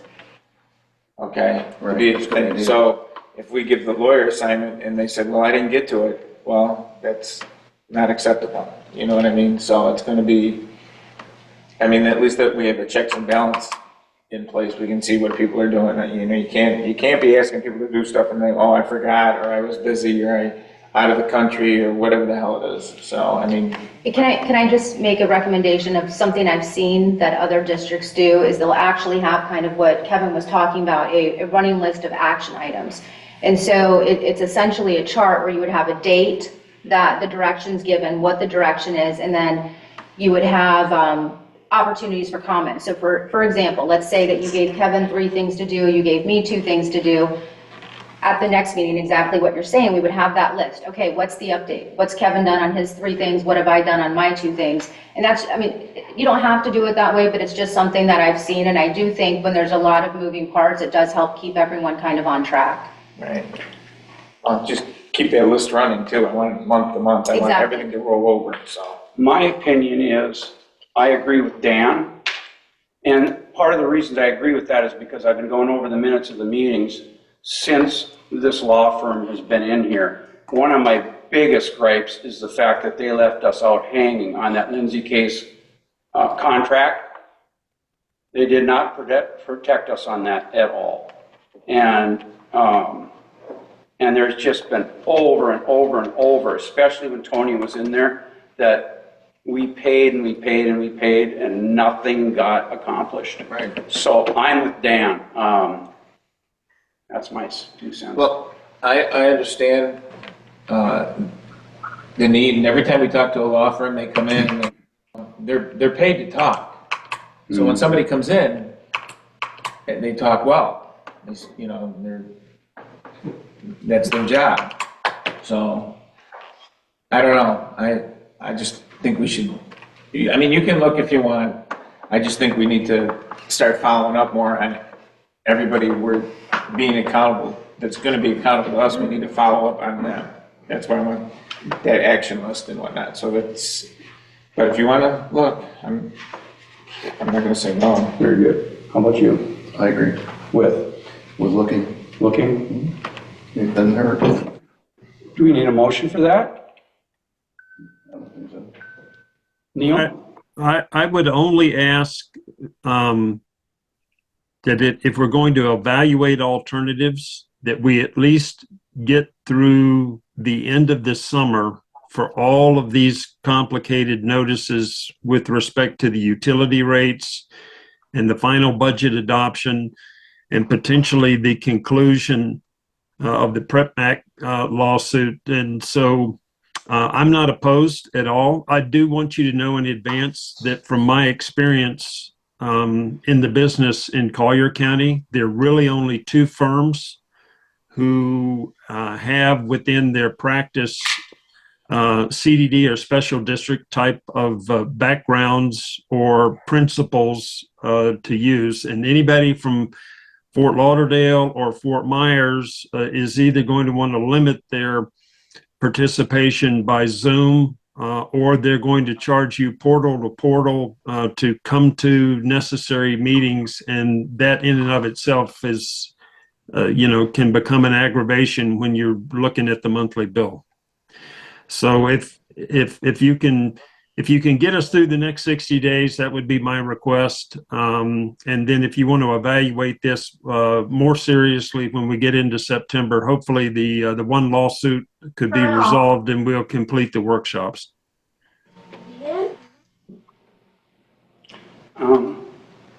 Sure, I got no problem with it. Yeah, I really want to get. Dan, will you live with that?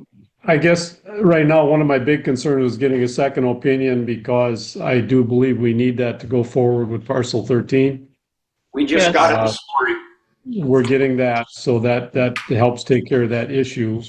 If you want to get some of this done before we consider changing firms, I can be in agreement with that. Okay, let's leave it at that. Any other comments? Not on that. Okay, we're back over for comments again. Public comments?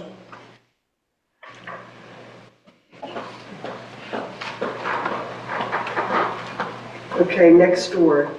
Welcome to social media. When you go to a site like that and you answer it and you make an issue out of it, you give it life. When the same 3 people who came to your defense on that site the past few days are the same 3 people who totally destroyed the board before you. They were the same people that had, and was some of it truth? Yes. Was some of it lies? Yes. But that's social media, and you know how to read it and take with a grain of salt. It could be educational, it could be twisting your mind, but the minority of people that read stuff like that and believe it and go forward, and you can sort out the truth, what's truth and what's not. I know you were looking at me with the $1 million. The last board when they did it, I didn't agree with, didn't understand it. You explained why you're doing it. I still don't understand it because a healthy budget, millions in grants have come in, which I wasn't aware of.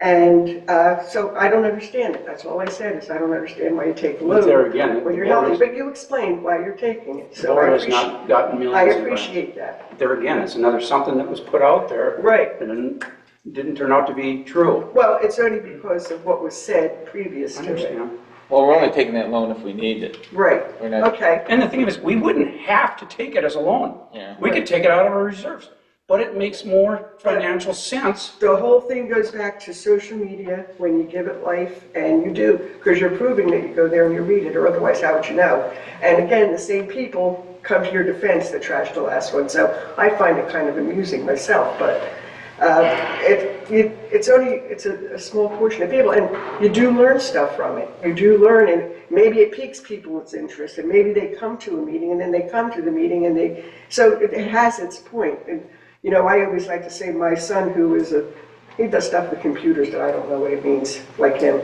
and he always calls that the devil's app. Mm-hmm. And so, he always says to me, stay off that. I said, I do learn stuff and get stuff from it, so that's why. So I know a lot you're addressing me, but I do have a question also, is with the water bills being reevaluated, will the assessments be going down this term? Oh, you mean like This next year? year, right, because Not this year, not till October. We're going to start, that's what I mean, October. Yeah. Will they go down in October to reflect that we're Yes. paying more for? See, now, That's why I was curious about. we need to explain that, and I thought we had explained it completely before, but maybe it wasn't explained well enough. Huh? There's been 2 workshops over it, and when you polled everybody that was in here. Well, the answer, at the meeting- let me explain why I asked that. At the last meeting, Dan had said the assessments will not be going up. But he did not say, and that's why I asked, he did not say it was going down. Oh, That's the only reason I asked that, Well, not because I'm not paying attention. not the O&M assessments, the utilities will be going down. Right. The big one. The big one. And the reason is because we're gonna go to a base rate, which next door is missing completely. Right. They're missing the fact that there's gonna be a base rate that everyone is still gonna pay. And then the water is gonna just be contingent on consumption. So in other words, you can control your water bill to a point by your consumption. But the way it was before, we were paying about 75% of our water costs through non-ad valorem assessments. And the reason that they did that is because they were getting big chunks of money then off of vacant properties and whatnot on ERCs that weren't actually putting any drain on the system, but were paying a big chunk of money into it. So that's the thing that's being missed here is there's still going to be a base rate. So that guy who only comes here 3 months out of the year, he's still going to be paying basically for the Right, but that operations of the reflects the plant. assessment. Yeah. I was looking for verification. Yeah. Is all. I understand that. And I would love for people who don't understand it to come to these meetings and, Well, I and do. I we'll do take ask our questions. crack at trying And to. I'll just put this out to you, and I don't think the board is unethical, I don't think you're trying to pull anything, and I don't know where you get that from, but sometimes what happens is, sometimes what happens is, like, I came and asked a question, an example.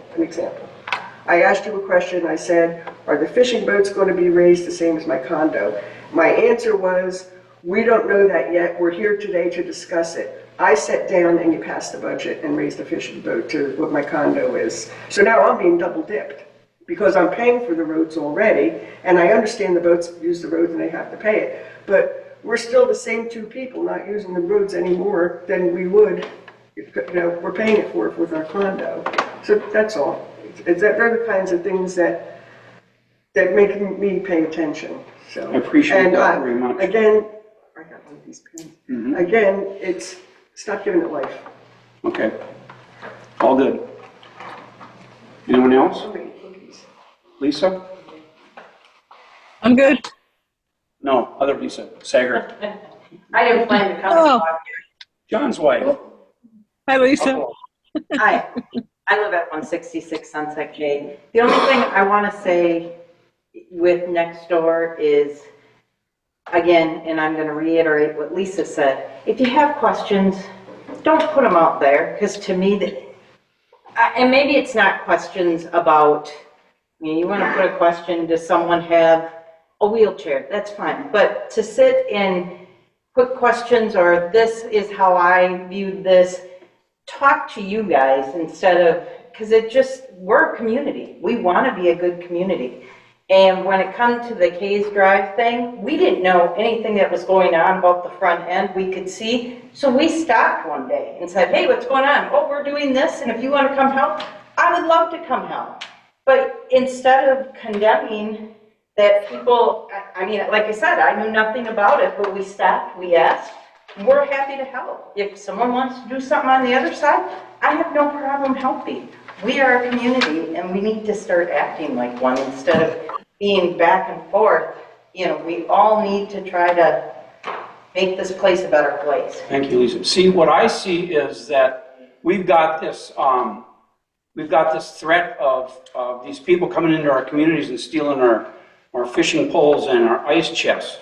I think that's minuscule compared to the damage that's being done on next door with this kind of stuff being put out to the people who are potentially looking at buying in this community. And if they read next door, they're going to think that this place, is ready to have the bars and put on their windows and doors, and they've got a corrupt system, and everything about it's negative because that's all they read. So please, let's limit that. I mean, please call one of us or come to a meeting, because that's what we're here for. And we'll give you as much time as you need, but that's all I got. Should we make a motion to adjourn? Wait. We'll go for I've been it. waiting for all the people to give their things. And as far as that security thing, which we agreed on, right? Yes. I mean, we got Alligator Alcatraz coming up down the street. Well, we're going to start taking sandwiches down there. Yeah, 40 miles from here. So anyway, that's going to have to be taken into consideration for what people are going to think about that being down on the Dade Collier line. The other thing I had, is I printed this thing about Surgeon General did a report in 2023 about the epidemic of loneliness and isolation. I was never really for a community center out here, but I'm kind of changing my mind on that. Now, it's not just for the community center, it's for what we need out here, because we need a place to put the generators, right? We gotta elevate some land or do something and find a place to put the generators so we don't have to bring them in from Naples. And maybe we would need, being out here, maybe we need some kind of hurricane, a combination community center, hurricane safety shelter. I mean, this is going out, I don't mean this is something right away, but it's something to maybe start thinking about. Because, I mean, there's a lot of people here. Which one was the bad one? Irma? It was hot as hell for frickin' 2 weeks. It was terrible. And I mean, there's a lot of people, we could, depending on how old we got people out here. I mean, I'm gonna be here till I drop dead, but, so, if they don't have air conditioning, it's gonna be a lot sooner. So he's got a handout up here for Yeah, what he's talking about? This is just a mini version of the Surgeon General's report from 2023. It's like 60 pages long. I just did some, put some of the highlights in there that you could just look at and see. I mean, the lack of contact with other humans and whatnot is almost equivalent to smoking 15 cigarettes a day, having 6 drinks a day. Nothing wrong with 6 drinks a day, but it's just it's something to think about. But I mean, it'd be multi-purpose, and where we would put it, I have no idea. How much it would cost, God, way too much. But it's just something to think about in the future. And that's what I look at too, because when I saw that study, I'm looking at this and I'm going, loneliness, how detrimental it is to people's health. Yeah. We've got a lot of people in here who are living by themselves and whatnot, but the other thing I look at it is, we've got cliques in this place. We've got, every community seems like it's in opposition to the next community, and the marina, as it all goes. If we could start putting people into a building where they're playing cards together, or they're doing playing bingo, or whatever people do, to get together as a community. I think if you get these people sitting across from each other and you're playing cards and stuff, you get to know one another, and that would help this community to pull together as a community. And that would give us a place where we could make sure that these people aren't lonely. And if we need, there's a lot of things, but I think it's something that we should start looking at. I know the people of Stella Maris have been very clear that they don't want it. And I understand why, because they have one. You mean Orchid Cove? I'm sorry, I meant Orchid Cove. And I completely understand that. And I got a letter from their board the other day that they didn't feel that this board should even talk about us.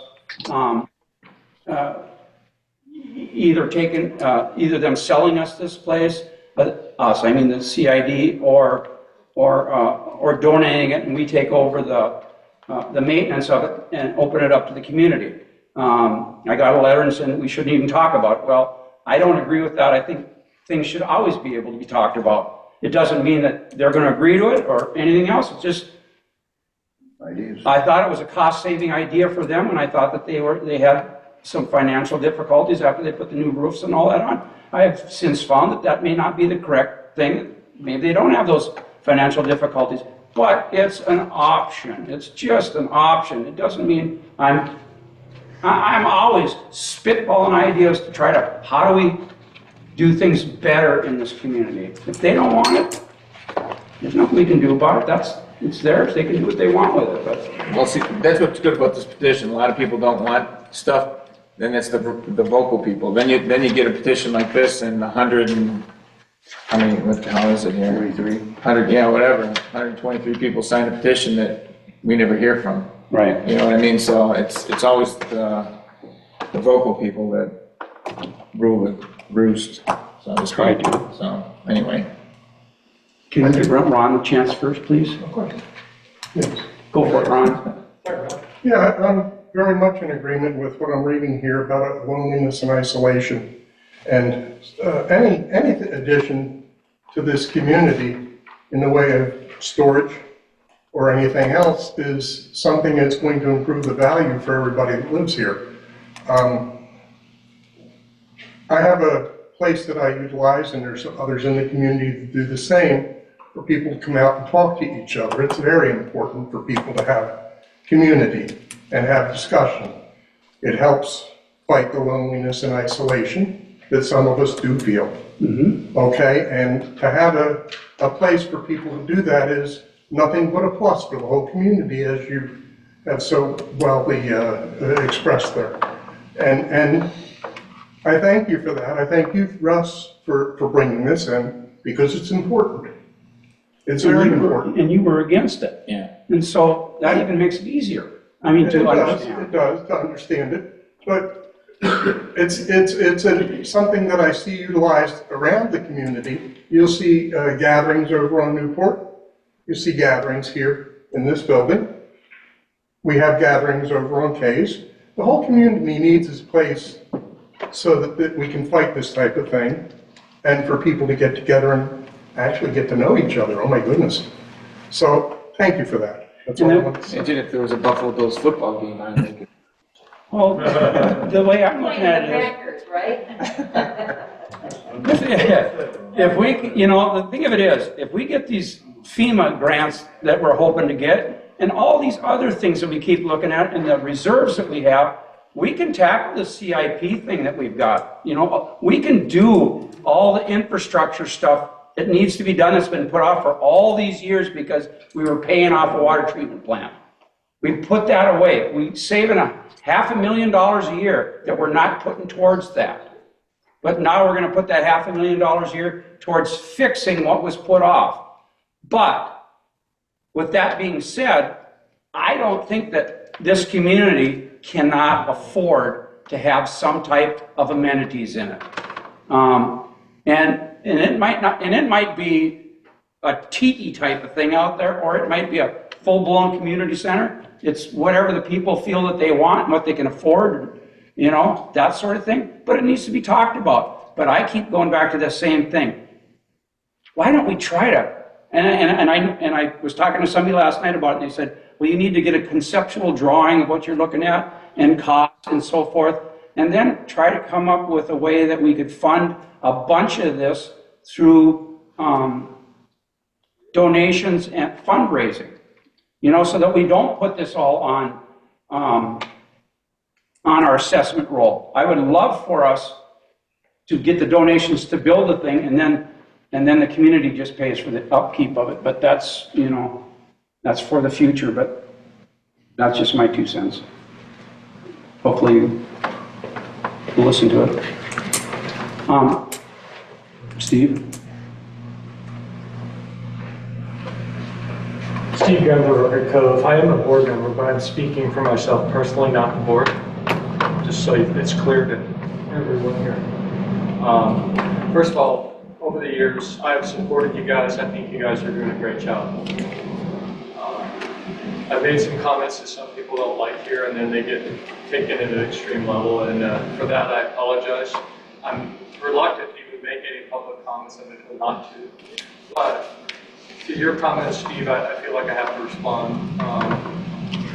As far as this facility here, this is my personal view.